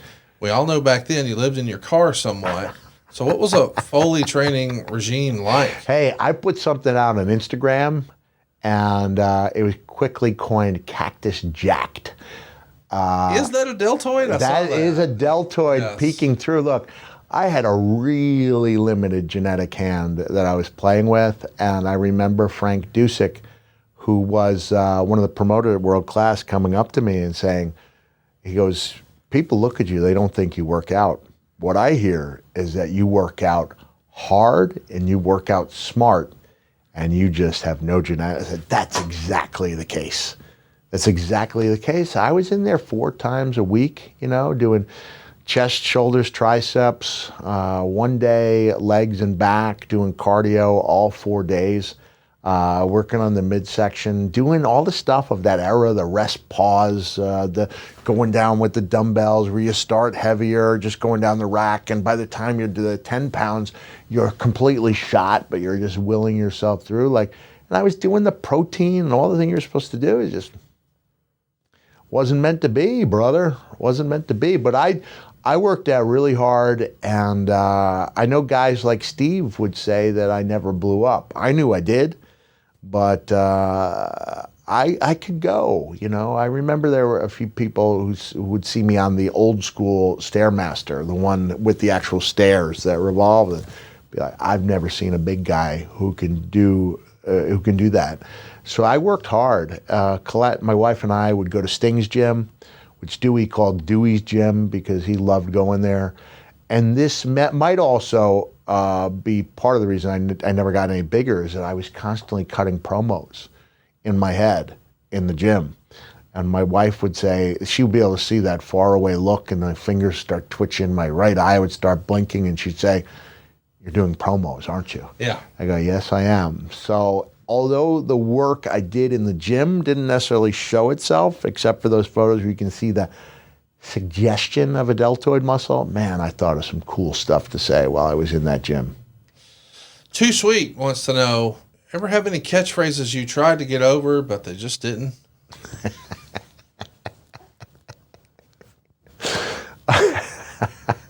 I mean, this isn't exactly a catchphrase. I forget, have I discussed the Abyss angle I wanted to do? I don't recall. And Eric Bischoff Eric Bischoff was in as the heel manager.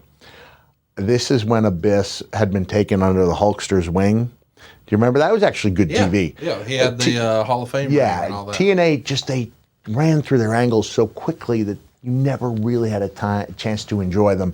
As we've talked about in the past about MMA Jeff Jarrett. Yes. Which was an incredible presentation, but unlike the Rick Rude kissing a fan for a year and a half before he tried to hit on Cheryl Roberts, MMA Jeff was done in 6 weeks. Yes. He would ask for a challenge, and I think on week 6, Kurt Angle answered the challenge, and boom, no more MMA Jeff. But in this case, redirect me. Best catchphrase. Oh, yeah, best catchphrase. So I wanted to do an angle. I remember telling this to Taz, because we were the only 2 Long Islanders, and we'd be on that Southwest flight to Orlando every couple weeks. Taz, I got this idea. TNA flew you guys Southwest? Well, it was nonstop. Oh, that's and awesome. They gave me a bit, business, which is just, exit row. Yeah. Back when I fit in the exit row seats, and it was fine. It was a 2-hour flight every couple weeks. I said I wanted the Hulkster to pull Abyss aside and say, Abyss, do you remember when you fell in love when you were 18 years old? Oh, yes, Hulk. Do you remember the way you expressed your love? And yes. And Hulk would say, do you understand, brother? There were ramifications for what you did, and he doesn't understand. And it turns out there's been a love child. We never reveal the love child until, you know where this is going, right? I know. The tag team is announced. Eric's out there with his 2 people. Abyss comes out, and here I come with a mask that looks similar to his, because it's been said, that maybe he drew some inspiration from the Mankind character. The greatest character that never was, drum roll please, Son of Abyss. Son of Abyss. And Taz goes like this, he goes, it was, just like that can't miss. And then you come in, you steal a victory quickly, even if it's not, I'd say quickly, so it's like a whirlwind, and you leave Eric Bischoff with a live microphone going, Son of Abyss. Son of Abyss. Son of Abyss. With all due respect to the Austin 316 and the Phantom Balls shirt. Son of Abyss is a home run. Son of Abyss was a home run. Yeah. So that's not a catchphrase, but that was the character that got away. Might actually be a shirt. We're at Foley Is Pod Son of shirts a bitch. right now. Ray J's World wants to know, you did extreme matches in your day. What are your thoughts on current extreme matches, like the exploding barbed wire matches that AEW did, or the constant bleeding Jon Moxley does? So I guess he's trying to say, do you think there's a place for hardcore wrestling today? I do think there's a place for hardcore wrestling. I haven't watched much of the groups that pride themselves on being hardcore. I did participate and was glad to do it, and thought he did a pretty good job of announcing with KG, Kevin Gill. Just went up to the announcer's desk. That wasn't even part of my assigned task, but it was just fun to do, and there was electricity in the air, and as I said, there can be an art to what the hardcore death matches, but I haven't really watched a lot. It can be said that Moxley's trying to do too much, but at that time, the time when he really started bleeding, wasn't that when he came back from rehab, which is an amazing testament to John. On the day his book came out, so he wasn't able to push a book, which is an excellent book, highly recommended, especially the chapter he wrote about how WWE doesn't belong to me, it doesn't belong to Vince, belongs to all of us. There were some really profound things. That chapter in particular is one I think every wrestling fan should read. But I think he was trying to do whatever he could to represent that company as well as he could. And look, I was there in IWA Japan where Terry Funk was bleeding quite a bit, but it was meaningful. Yes. So I'll be honest, like I said, I haven't watched the product as much as I used to, so I haven't caught everything that John has done. When I do catch it, I mean, it was obvious to me, the first promo he did, that he had a renewed love affair with wrestling. Yes. And I mean, that's the way John came up. I mean, I didn't do much bleeding in WWE, except when I started doing my comeback matches. I think I only was in 4 matches where I bled in 4 years, so I'm proud of that. But I do think there's a time and a place for it. The trick is to know when that time is and when that place is. And if you're going to have something explode, brother, make sure ahead of time that it's actually going to explode. That's a good idea. J.M. Wagner wants to know, how did you end up appearing on the show Boy Meets World? What do you remember from the episode? Did you talk with Vader before appearing, since he did a couple of episodes as well? I don't think, I think Leon was gone by then. It came up because Bob Tischler, who was one of their producers, thought that there was a tie-in audience. He thought it would be a good fit.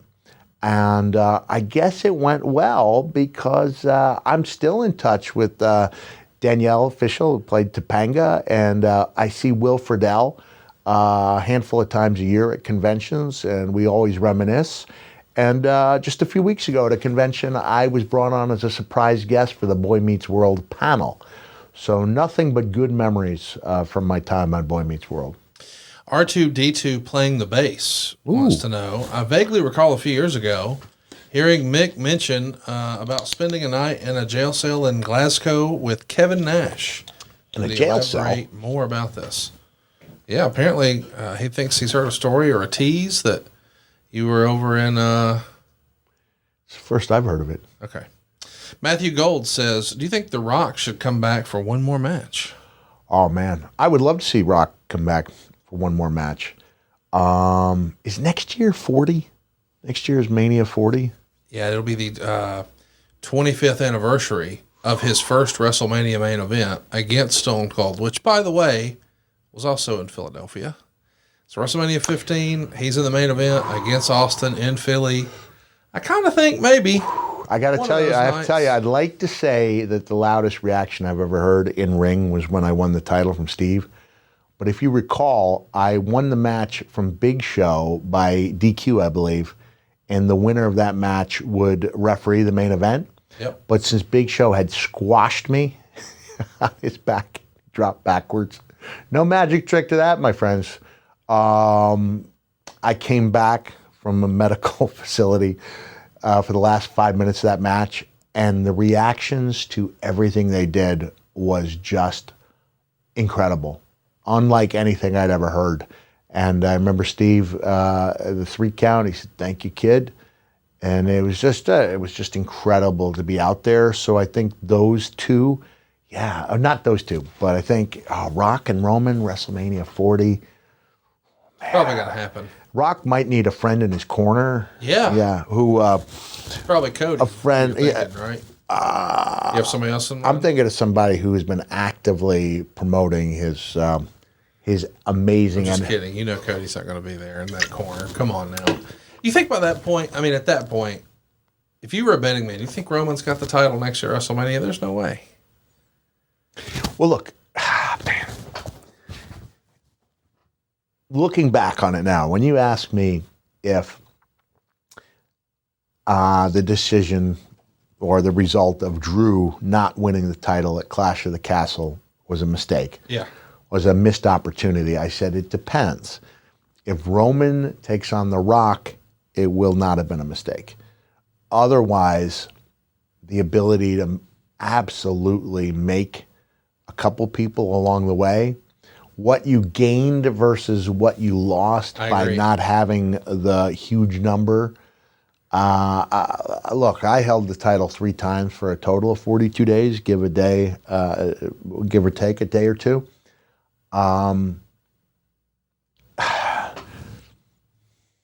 It wouldn't hurt that matchup much at all if he were to drop it sometime. You don't need the title for Rock and Roman.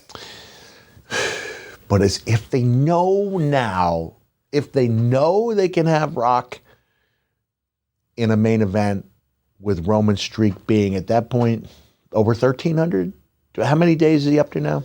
I'm not sure where he's at now, but it's a crazy number of days. It is a crazy number. We're going to pass 1,000. Sure. Yeah. That'll be a majestic match. I've always taken issue with the fans who think the only way to get someone over is a title victory. The best of 7.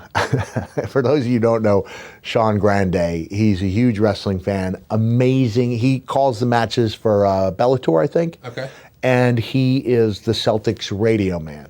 Why he's not on national TV calling nationally televised NBA games, I don't know, because the guy is amazing. Some of the best NBA experiences I've had are listening to him in the car because he paints pictures. Wow. He's able to tell an incredible story. So I texted him last night after the Celtics, won going away. Yeah. And I said, that's more like it. And his response was, it's like Magnum and Nikita. It's going best of 7. But that would be an example. I think Magnum and Tully, which ended with what I think is the best I Quit I've ever seen. Yes. That was not for a title, was it? It was. It was for the U.S. title. Okay. But it's the... but that doesn't matter. Right. It was a blood feud, and I Quit in a cage and That just broken spike off the chair. and a great finish with Tully disregarding the whole macho cool thing and just begging, like, screaming it out. I quit, I quit, I quit, before further damage could be done to him. So I don't think he said I quit. What did he say? Yes. Yes. Okay. That's, No, but I'm just saying years later, Tully would, even the next month, he was saying, I didn't say I quit. He said yes. Which I just thought was so great from a heel perspective. I never saw it. Well, when Buddy Landell said yes, he later said he thought the referee was asking if he thought he was handsome, which was a great heel thing to do. And then I think Ole's son, who was in the business for a while, said, no, you quit. And the referee rang the bell. So he was the winner of the you quit it match.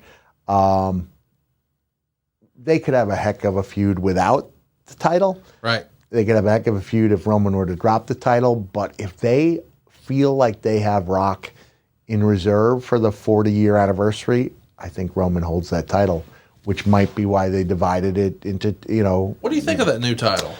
I like the idea of undisputed. I like the idea of the guy being the guy. As much as I appreciate everyone who's ever held, the either one of the two titles. One usually means more than the other. I like the idea of one guy. I grew up where Bruno only wrestled if it was a big angle, like when he was bludgeoned by Larry Zbyszko, but he was usually on an episode with the title. And I like the idea, especially with a roster so stacked, that the only way to see the champion is, I'm okay with a monthly match on pay-per-view from the guy. For sure. Yeah. I think it adds more prestige and reality to it, because we certainly don't expect a boxing champion to win his pay-per-view match and then have another fight the next night. That's right. So, I think final answer. If Rock's in the works, I'm for Roman holding on to that title. What about the new belt? Do you like the design?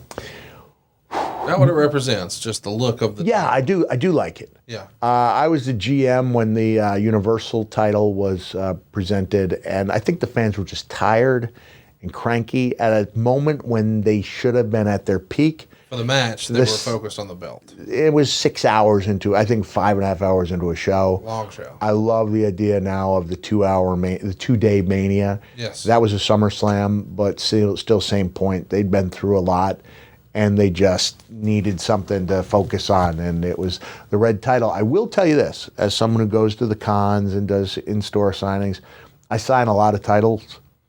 I've signed maybe a dozen Universal titles since its inception. So it wasn't just a matter of those fans in the venue being tired. It was not a popular design. I've signed more 24/7 titles than I have red Universal titles. Really? And that was, largely seen as an error. But I like the new title. I'd be proud to come back out of retirement and hold it. Absolutely. Yeah. As you've probably heard, there was a bunch of big pre-sales in the wrestling business, and that means a lot of people are going to be worried about getting left out. Maybe you don't even know what your plans are going to be by the end of August yet. That is a bit of a commitment. I get it. So some of us have done what I've done, more than once, at an Alabama game or a playoff game or something like that. I would think, I'll just grab tickets later, and then the stress kicks in. What if I missed them? What if they're sold out? What if I don't like my seat? Well, buying tickets to your favorite events shouldn't be stressful. Game Time is the fast and easy way to buy tickets for all the sports, music, comedy, and theater near you. With killer deals on last-minute tickets and their best price guarantee, you can stop stressing over tickets and start getting hyped for the fun you'll have.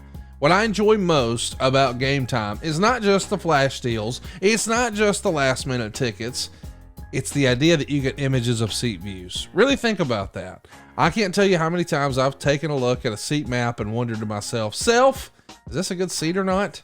Well, when you get an image of the seat view, you know exactly what it's going to look like. It eliminates all that stress and worry and wonder.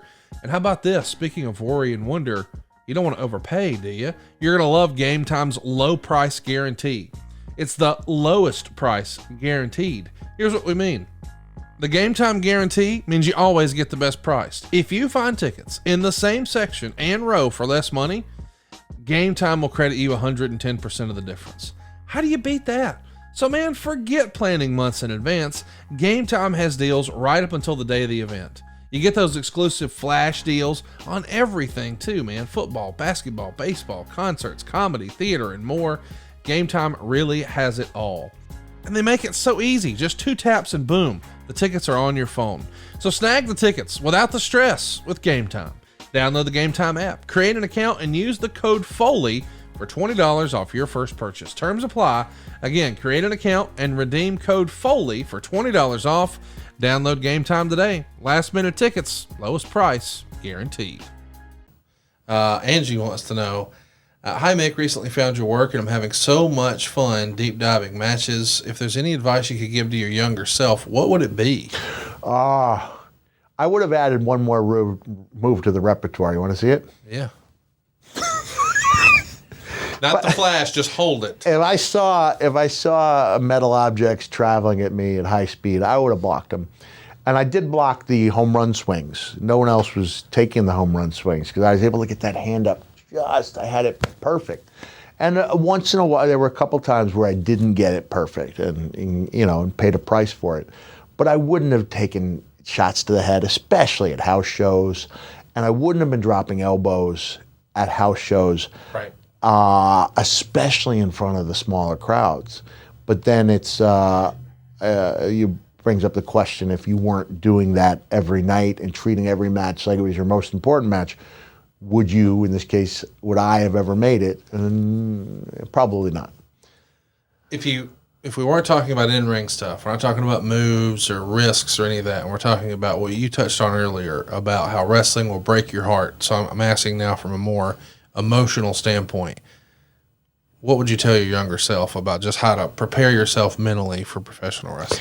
I would reason that it's not a sprint, it's a marathon. There you go. I was just thinking, hopefully my wife won't be listening to this. I had a short-term girlfriend in college, and she graduated, and it was over. And I remember her saying to me, like 3-4 years later, I think we could have been a good couple. I think we could have been too, but I remember when I was really down in Memphis, specifically thinking, like, if I had her, and had my arm around her, I think I would have left when things got really tough. In Memphis. Yeah, in Memphis. So as much as valuable as it is to have a support system, and my wife has been invaluable to me, I would tell beginning wrestlers at the beginning there's only room for one love in your life.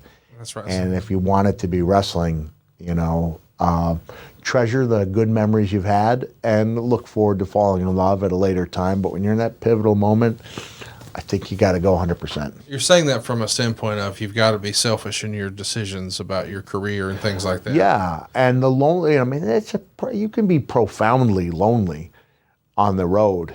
Even if it's a guy not getting the push, even if it's going into catering and seeing somebody who was on TV a few months earlier who is no longer on TV, even if it's knowing that as huge as Mania is, that there are the inevitable cuts coming, that's heartbreaking.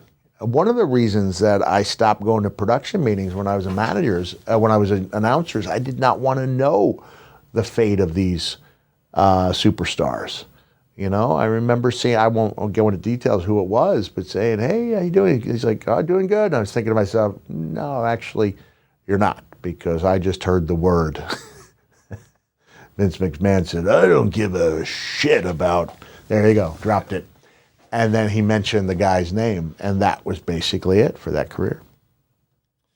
Jay the K says, what was it like to record the voice as the boulder on Avatar, The Last Airbender? Also, are you a fan of the show? I didn't know you did that. I did. What's amazing is I will say at a convention, I'll sign 3 to 4 pieces of Boulder memorabilia. It's especially valuable when the voice actress who played Toph has signed it as well. I didn't know that Boulder was going to look like The Rock. So I did see somebody say, oh, he's copying The Rock. Like, no, actually, I was copying Jesse Ventura in that I just rolled my final consonant sounds. So I didn't have a lot of dialogue. I said, the boulder is conflicted about fighting a little girl. And then she says something or does something. The boulder is no longer conflicted. So people will ask me to sign it. The boulder is conflicted or the boulder is no longer conflicted. And when I was at New York Comic Con, the voice actress who played Toph came to my table, told me who she was. And she's this beautiful young lady, but she's only like in her mid-20s, mid to late 20s. And we did that 20 years ago. Oh, wow. So she was a child doing it. But I had this moment where I was on a plane, and there's a child and her father sitting across the aisle from me, and I can see she's watching Avatar: Last Airbender. And so when she finishes and we get ready to leave, I make sure the father, I said, hey, I saw that your daughter was watching Avatar. And I said, is that one of your favorite shows? And she said, yes. And I said, did you know I was the voice of the boulder? Her eyes lit up. It was as big of a deal to her as like being WWE champion is to wrestling fans. So I really enjoyed it. It was a lot of fun, and it was a popular show. I've got a voice, I can't believe I don't know the name, for Disney Plus, but if you see Rowdy Russ, wrestler / conspiracy theorist, I've got a little clip I can air. Okay. Yeah, I got a little clip I can show you guys, because it was like, hey, you know what? Oh, the reason I did it is because there's a clip where Rowdy Russ goes, okay, and I turned it into, okay, hot shot. Even if they don't use it, it's a tribute to when me and Steve Austin used to joke around about Sergeant Hulka and his great line, okay, hot shot. Steve actually used it on TV, so I'm playing to an audience of one when Rowdy Russ says, okay, hot shot. But that's coming up on Disney. I don't often get asked to do voice work, but when I do, I do enjoy it, and I enjoyed The Boulder thoroughly. That's awesome. Mark wants to know, just how stiff and awkward were those Japanese tables, and why didn't they use more conventional tables ringside? Why couldn't they import them, right? Because they were only about this wide. They're super narrow. They're never, they almost never broke. They did, they would break. I remember Wing Kenimura coming off either the second rope or the top rope on me when I'm outside, and that was a heck of a match. That was the only time in my career, and I've only had 3 matches. This is a God's honest truth.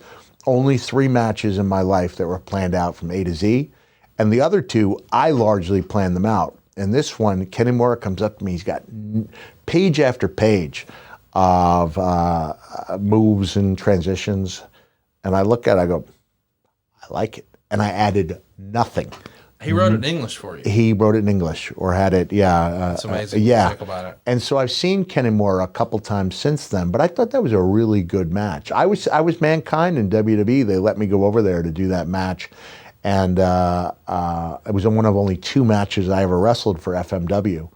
But that was fun. And I can't remember what the question actually was. Oh, just those Japanese tables. Oh, yeah. I don't know why they didn't bring them in. You definitely had to hit that sweet spot. So let's talk about Wing, though. You get on the top rope, or he's on the top rope. He's on the top rope. On the floor. Does the table break? It did. I believe it did break. But I imagine there's been a lot of lower back injuries. A lot of broken ribs, right? Yeah. It's tough. I don't know why. I also don't know why they didn't have soup with actual vegetables in it. No you get soup with vegetables. The miso soup, and you're like, dude, it's just put some vegetables in there. Yeah. And Daniel, did you get your toilet from your commode from Japan? I got it from Amazon. That's a Japanese level toilet. Oh yeah. We're big on cleanliness in these parts. Yeah. Daniel wants to know, in your opinion, has the internet / social media on the whole hurt wrestling more than it has helped it, or vice versa? I believe it's helped it. I did too. More than it's hurt it. Yeah. Keeps people engaged through the week. Yeah. But I will say that in specific instances, like the Hell in a Cell match I had with Undertaker, that if there had been a social media, that would have trended for 3 days and been forgotten. Fair. like a lot of really cool stuff is. So that had a chance to organically gain momentum like a snowball going downhill to where it became bigger and bigger with each passing week, month, year, and now we approach 25 years. I was just in McAllen, Texas last week. People there are amazing. It's my 5th time in McAllen, which is right down there on the border. And it was literally the first time when I was asked more about one specific match than I was to sell. And the match they wanted to hear about was the match with Edge, WrestleMania 22. And it was also unusual in that at my table, I offer people a bonus photo with one of the characters. And usually 9 times out of 10, it's Mankind. And this was a 50-50 Mankind dude. So really interesting to see geographically that people really enjoyed that match with Edge, and they loved themselves some dude. Chris wants to know, hello, Mick, what was your favorite bit with Edge and Christian during the commissioner days? What we call Credgley, Christian, Edge, and Foley. I was reminded that relationship with those guys who were heels to my babyface commissioner reminded me of Foghorn Leghorn and the other character who clock in morning. They say good morning to each other, they clock in, and then they spend the whole day of work trying to destroy each other. And when they're done, they clock out and be like, oh, okay, see you tomorrow. There was, Edge and Christian actually invited me to a movie. Like, you want to go? Oh, I'd like to, but I got a bunch to do. And besides, you can't leave. And then I go, you have a match with The Undertaker, which were the 2 most powerful words in the English language. Pause and then The Undertaker. Playa. Teddy, oh man, Teddy borrowed from that heavily. The great thing about the Undertaker line is they're popping for him, but it's somehow your pop too. Yes. So it feels really good. I think my favorite moment, and hopefully we get some, I don't know if we can go into the WWE library, probably not. Well, we'll roll the dice. Where Christian decides he wants double gold. And he wants to win, were we called it cruiserweight or the light heavyweight, whatever? Light heavyweight, yeah. Light heavyweight. And I said, how much you weigh? And he goes, 218. I go, liar. He doesn't protest. Oh, I busted him. Yeah. So we have him weigh in, and he needs to lose some weight. And I convince him to wear a chicken outfit.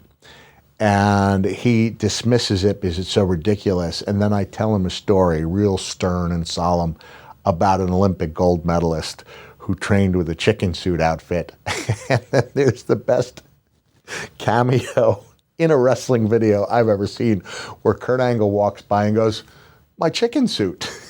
It's tremendous. We were throwing stuff at the wall, but most of it was sticking. Yeah. Like, we had such a high slugging percentage during that time where we were given the latitude. We had the crazy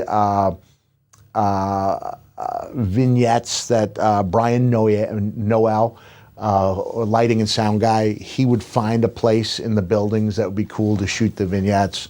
And I really enjoyed my chemistry with those guys. I really did. Mark Kennedy says, Mick, I have a question. Based on what Jim Cornette advised about a bet between you and Owen on who could be the cheapest, who officially won, and by how much was the margin? Do you guys prank wrestlers that you that hated you both for it? If so, what did you do? So I guess there was a who's the most frugal McDougal? I don't think anyone hated us for that. I think they respected it, admired it. Maybe they want to duplicate it. I believe that I think the scenario was like we had to hand in the credit cards and just try to get as far as we could on the loop with $20. And Owen tapped out, and I think I still had $5 or $6 left. How long did it take for Owen to tap? 3-4 days. He made it 3 or 4 days with $20. 3 or 4, 20, yeah. And then I still had 5 or 6 left. All right. Well, listen, I'm big on saving money. Help me understand. What were some tips and tricks you used back then? How did you wind up with? Well, of course, you would ask for the generosity of fans. See if there was an extra bedroom or a couch. So no hotels, sleeping with fans. Right. Well, or in the car. Man, I can't. No, I wouldn't have had a car because we would have been riding with fans. I don't think we could ride together. I think we had to actually find. So you rode from town to town. You get fans to drive you. Yeah, and this fans was to before house there was you. a Twitter, or you'd be like, So you're calling fans. or dudes. putting word out there. Do you know someone who can give me a lift to the next town and possibly have a bed or a couch for me? And so you just sort of you're just spreading the word. I only stopped, and I believe we've told this story, but told the story. It's worth hearing again, Yes. right? I stopped. There was a definite moment when I stopped. When you're the champion. I was a champion. I had the title belt, and I was a little stung by the fact that the guy I was staying with, who was in the business, had invited fans over early in the morning. And then I had to have a talk with myself that I was a champion. You have to understand these people are not going to have a chance to meet a WWE champion ever again. And so when the guy called me up and apologized, I said, no, hey, listen, I understand. What are the chances that you'll ever have the WWE champion again at your house? And he said, well, they weren't there to see you. And I drew a blank.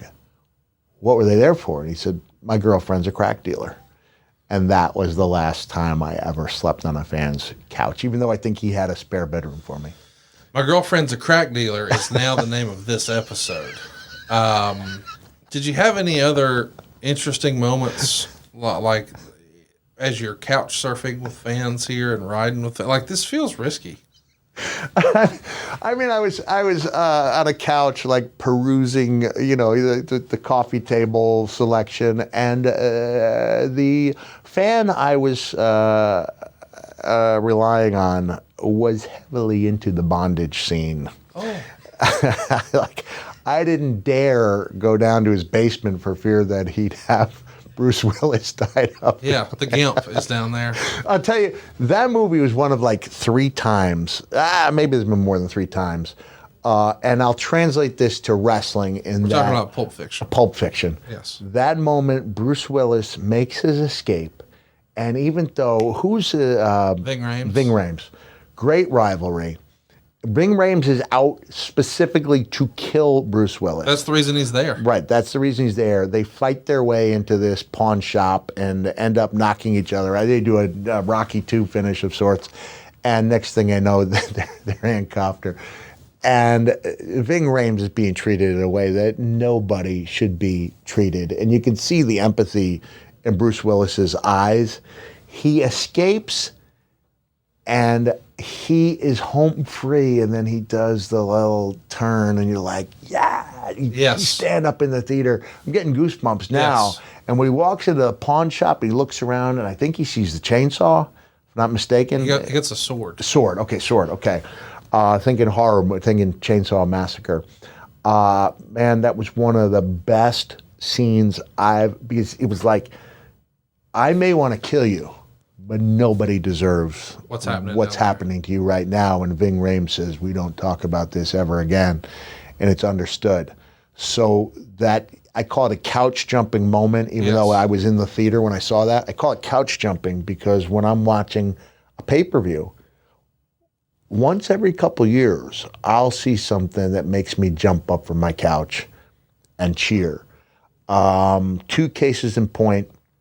As much as Cody didn't like the Stardust character, when Stardust and Goldust teamed up with Dusty in their corner, Yes. and I can't remember who they took on. Was it members of the Shield or the Wyatt family? Shield.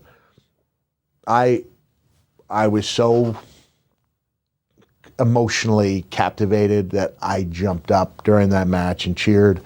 And also in Elimination Chamber, when it looked like Santino Marella might actually win that match, I was at a friend's, Chris Giordano, was a young man I met who's turning 40 now. I met him when he was 18. He has cerebral palsy, and I've been at his house for... Actually, he was supposed to be in the first season of Most Wanted Treasures because Chris has the original Dude Love shirt. Oh, wow. And they were afraid that me going in and trying to remove something, might be seen as, inappropriate. But I remember jumping up from the couch in that moment too. So Zed's dead, baby. Yeah. Zed's dead. Well, by now you know this episode is sponsored by Blue Chew. Let's talk about sex, shall we? Remember the days when you're always ready to go? Well, now you can increase your performance and get that extra confidence in bed. Listen up. It's BlueChew.com. Blue Chew is a unique online service that delivers the same active ingredients as Viagra and Cialis and Levitra, but in chewable tablets and at a fraction of the cost. Take these anytime, day or night, so you can plan ahead or be ready whenever an opportunity arises. And the process is simple, y'all. You just sign up at BlueChew.com, consult with one of their licensed medical providers, and once you're approved, you'll receive your prescription within days. And here's the best part, man, it's all done online. That means no visits to the doctor's office, no awkward conversations, no waiting in line at the pharmacy. Blue Chew's tablets are made in the USA, prepared and shipped directly to your door, all in a discreet package. Blue Chew wants to help you have better sex. So discover your options at BlueChew.com. Chew it and do it. Dude Love would be proud. Seriously, this is a home run. They're a day one sponsor for us here on the program, and you know why. It really works. If you haven't tried it already, what are you waiting for? And how about this? We got a special deal for our listeners. Try Blue Chew free when you use our promo code Foley at checkout. Just pay the $5 shipping. That's BlueChew.com. The promo code is Foley to receive your first month free. Visit BlueChew.com for more details and important safety information. And we thank Blue Chew for sponsoring today's podcast. So listen, we've got a little show and tell here. We'll show this up on the screen so everybody can see Ryan's question. He says, I need to know the story behind these tights. So, Mick, what in the world? Are these lanes? No, those are not lanes. I did lane starting in 91. I think that's 88 Cactus Jack. Pre-world class, probably or maybe it's post-world class. I just thought that it takes a tough guy to get away with wearing flowers. Yeah. And that the Cactus Jack character would be seen as even more dangerous if he was a guy willing to wear flowers in public. You know, things have changed a lot in the, 35 years since then. But that was a statement. And you know who ended up wearing those tights? Who's that? Balls Mahoney. Really? We did a vignette. It was Smoky Mountain Wrestling where I passed down the tights to Balls. Well, I remember and that. Mr. Mahoney wore them, I believe, every match after that. Eli McCraig wants to know, what are your thoughts on a lot of the recent comparisons between Sami Zayn and you? Triple H even said that Sami could captivate an audience like you did. I was just curious what your thoughts are on that comparison. Well, I was enormously flattered by both Triple H and Sami's comments, really grateful. And I had no idea that Sami had been such a fan of mine until I was the GM and we were doing the promo where I really liked the chemistry I had with Sami. And he was the fiery underdog babyface at that time. And it just shows you, man, he's come an amazing way. But he was great as the fiery babyface. And he said a bunch of things, complimentary things, in a promo. And when it was finished, he goes, I meant all that stuff. I said, really? And I read your book. I don't know if I was the guy for him, but I was one of the guys. So it's always flattering when someone brings you up. I was always flattered when I was in somebody's highlight video getting crushed, Right. Like that was the mark of me that I still meant something when people were putting me in their highlight packages. Oh, yeah. Dr. Skeleton's Celebrity Toilet wants to know, what is the... Dr. Skeleton's Celebrity Toilet? Yeah, that's a hell of a name. And even better, his handle is Mr. Hot Dogs 2099. This guy's creative. Definitely a Foley fan.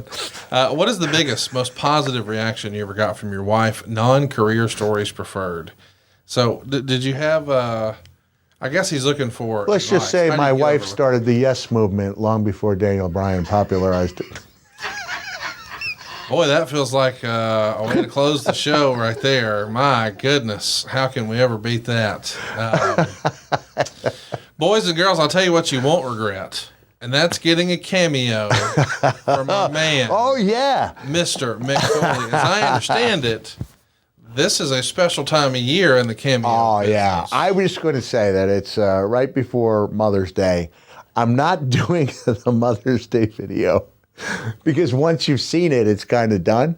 But I will say I'm working on a second song that's excellent, too. And I believe that's 2 more Mother's Day songs than any other wrestler has created. But let me dude up for this, and I'll just say. I don't think there's any other Mother's Day songs on Cameo or in professional wrestling. So we're going to dude up. You guys are seeing you're taking a peek behind the curtain at the magic.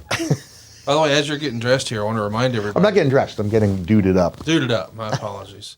Next week here on Foley Is Pod, we're going to discuss the end of your WCW run in 1994. We're also going to follow up from Spring Stampede, where you thought you might be running out your contract. Kevin Sullivan's going to call you to come back. Pretty wonderful. And, of course, your Loser Leaves Town match with Kevin. In a couple of weeks, we'll discuss your transition from WCW to ECW. And then we'll talk about Over the Edge 1998. In your second title match against Steve Austin is Dude Love. We decided we were going to do these because we ran a poll. We want to hear from you guys. Follow us on Twitter if you haven't already. It's at Foley Is Pod. That's at Foley Is Pod. And Mick, I know you're getting ready to do a cameo, but I just want to briefly mention you're going to be on May 7th, which is this weekend. You're going to be at the Wrestling Universe. Get more information at thewrestlinguniverse.com. Next week, on the 12th, you're going to have a signing at Time Capsule Toys in Niles, Ohio. More information on that available at realmickfoley.com. But the reason we're here, by God, is to talk about Cameo, because what Mom wants to hear is from Mick Foley. And so you know what, Conrad, we won't do the lie. Have I destroyed the magic where you see that it's actually me? It doesn't matter, right? I think everyone watching this on YouTube kind of knows that Mick Foley and Dude Love are tight. So I'm not going to do the full cameo. This is the teaser for the Mother's Day. Okay. Best Mother's Day song ever done. It's so much better when my son Mickey does the background vocals. And maybe we'll air a Mother's Day song and Father's Day song are the same song. I've actually used it for Hanukkah as well. Before you do this, little tease, the appetizer, if you will. Tell everybody where on Cameo they can find you. You can catch the dude at cameo.com/Mick Foley. I will exceed thine expectations. The problem with Mother's Day is there is no iconic song associated with the holiday, and there's no beloved historical character. So in order to boost Mother's Day up the rung, a la Santa Claus, Easter Bunny, Leprechaun, and Cupid, Daddy, Dude Love is created with the one and only, the bestest, the mellowest, the downright jelloest Mother's Day song, and it goes like this.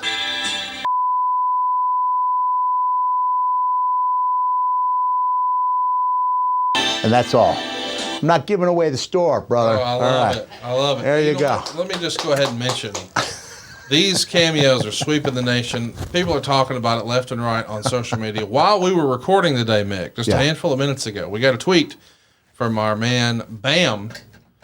Actually, this might actually be a lady. Wow. Irish HBK on Twitter wants to know, if I pay for a Mick Foley cameo, will he do the tuck dance? And we'll throw that tweet up right now on the podcast. Well, you know, I do them handheld. I can allow you to use your imagination. I don't think she means you got to get ass naked, but the tuck dance. I don't know. You never say never.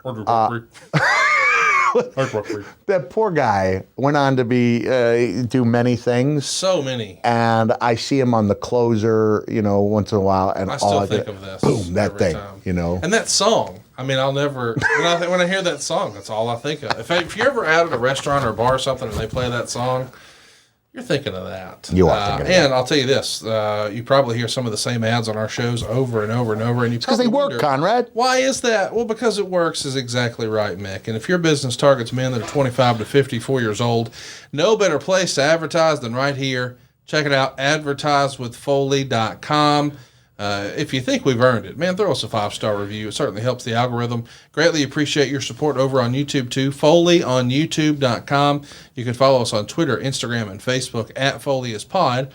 Mick is also pretty active over on Instagram at Real Mick Foley. Yeah. I am at Hey, it's Conrad, and we've got all kinds of new shirts over at FoleyIsPodshirts.com. Mick, we've done a lot of topics on these shows, but I really like it. I like going deep on one topic, but it's kind of fun to bounce around topics. This was fun today. It's been fun, yeah. We got to cut it off now because in interest of full disclosure, we're recording another episode. I've got to get home to catch Lakers Warriors. Gotta see that. And we'll see you guys next week right here on Foley Is Pod. Yeah. Fight Plus is the ultimate digital platform for live sports and entertainment, and they're now offering a free 7-day trial at tryfight.com. Fight Plus is packed with a premium live event schedule, over 1,000 hours of live action every year, and a library of more than 4,000 hours on demand, plus exclusive content you can't get anywhere else. Fight is a great partner of ours. They support us, so let's support them. Give that free 7-day trial a shot, and you'll be a member for life. That's tryfight.com. tryfite.com. Hey guys, Double J, Jeff Jarrett. Need to call a timeout real quick here. I wanted to tell your listeners what I've been telling my world listeners for a while now. It's about all the incredible things happening over on adfreeshows.com. An all-new edition of The Insiders is here, as Conrad welcomes David Saadi, the man behind so many iconic video packages WWF fans grew up on, including one that left Vince in tears. You got it. And Conrad, I swear, I walked outside the studio and Vince was sitting down on the concrete floor, crying hysterically, just saying thank you. Thank you. Wow. Thank you. I went up to told Kevin, he says, good job, can't wait to see it. 15 minutes later in the stairwell, Vince is still sitting down in a different spot now, crying, saying thank you. Thank you. Jim Johnston created the soundtrack for generations of WWE fans, with some of the most iconic themes in history. Jim sits down with Conrad to take us behind some of those classic themes, including The Ultimate Warrior. And then I recorded that. And then just over that, you're just doing.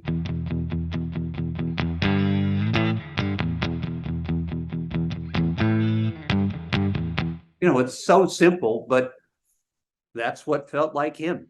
Hey, that's just a small taste of what Ad Free Shows has waiting for you, including a brand new perk, getting to join in on the live recordings of the shows with 4 levels to choose from. See for yourself why Ad Free Shows is the best value in wrestling today. Sign up now at adfreeshows.com. That's right, sign up today at adfreeshows.com.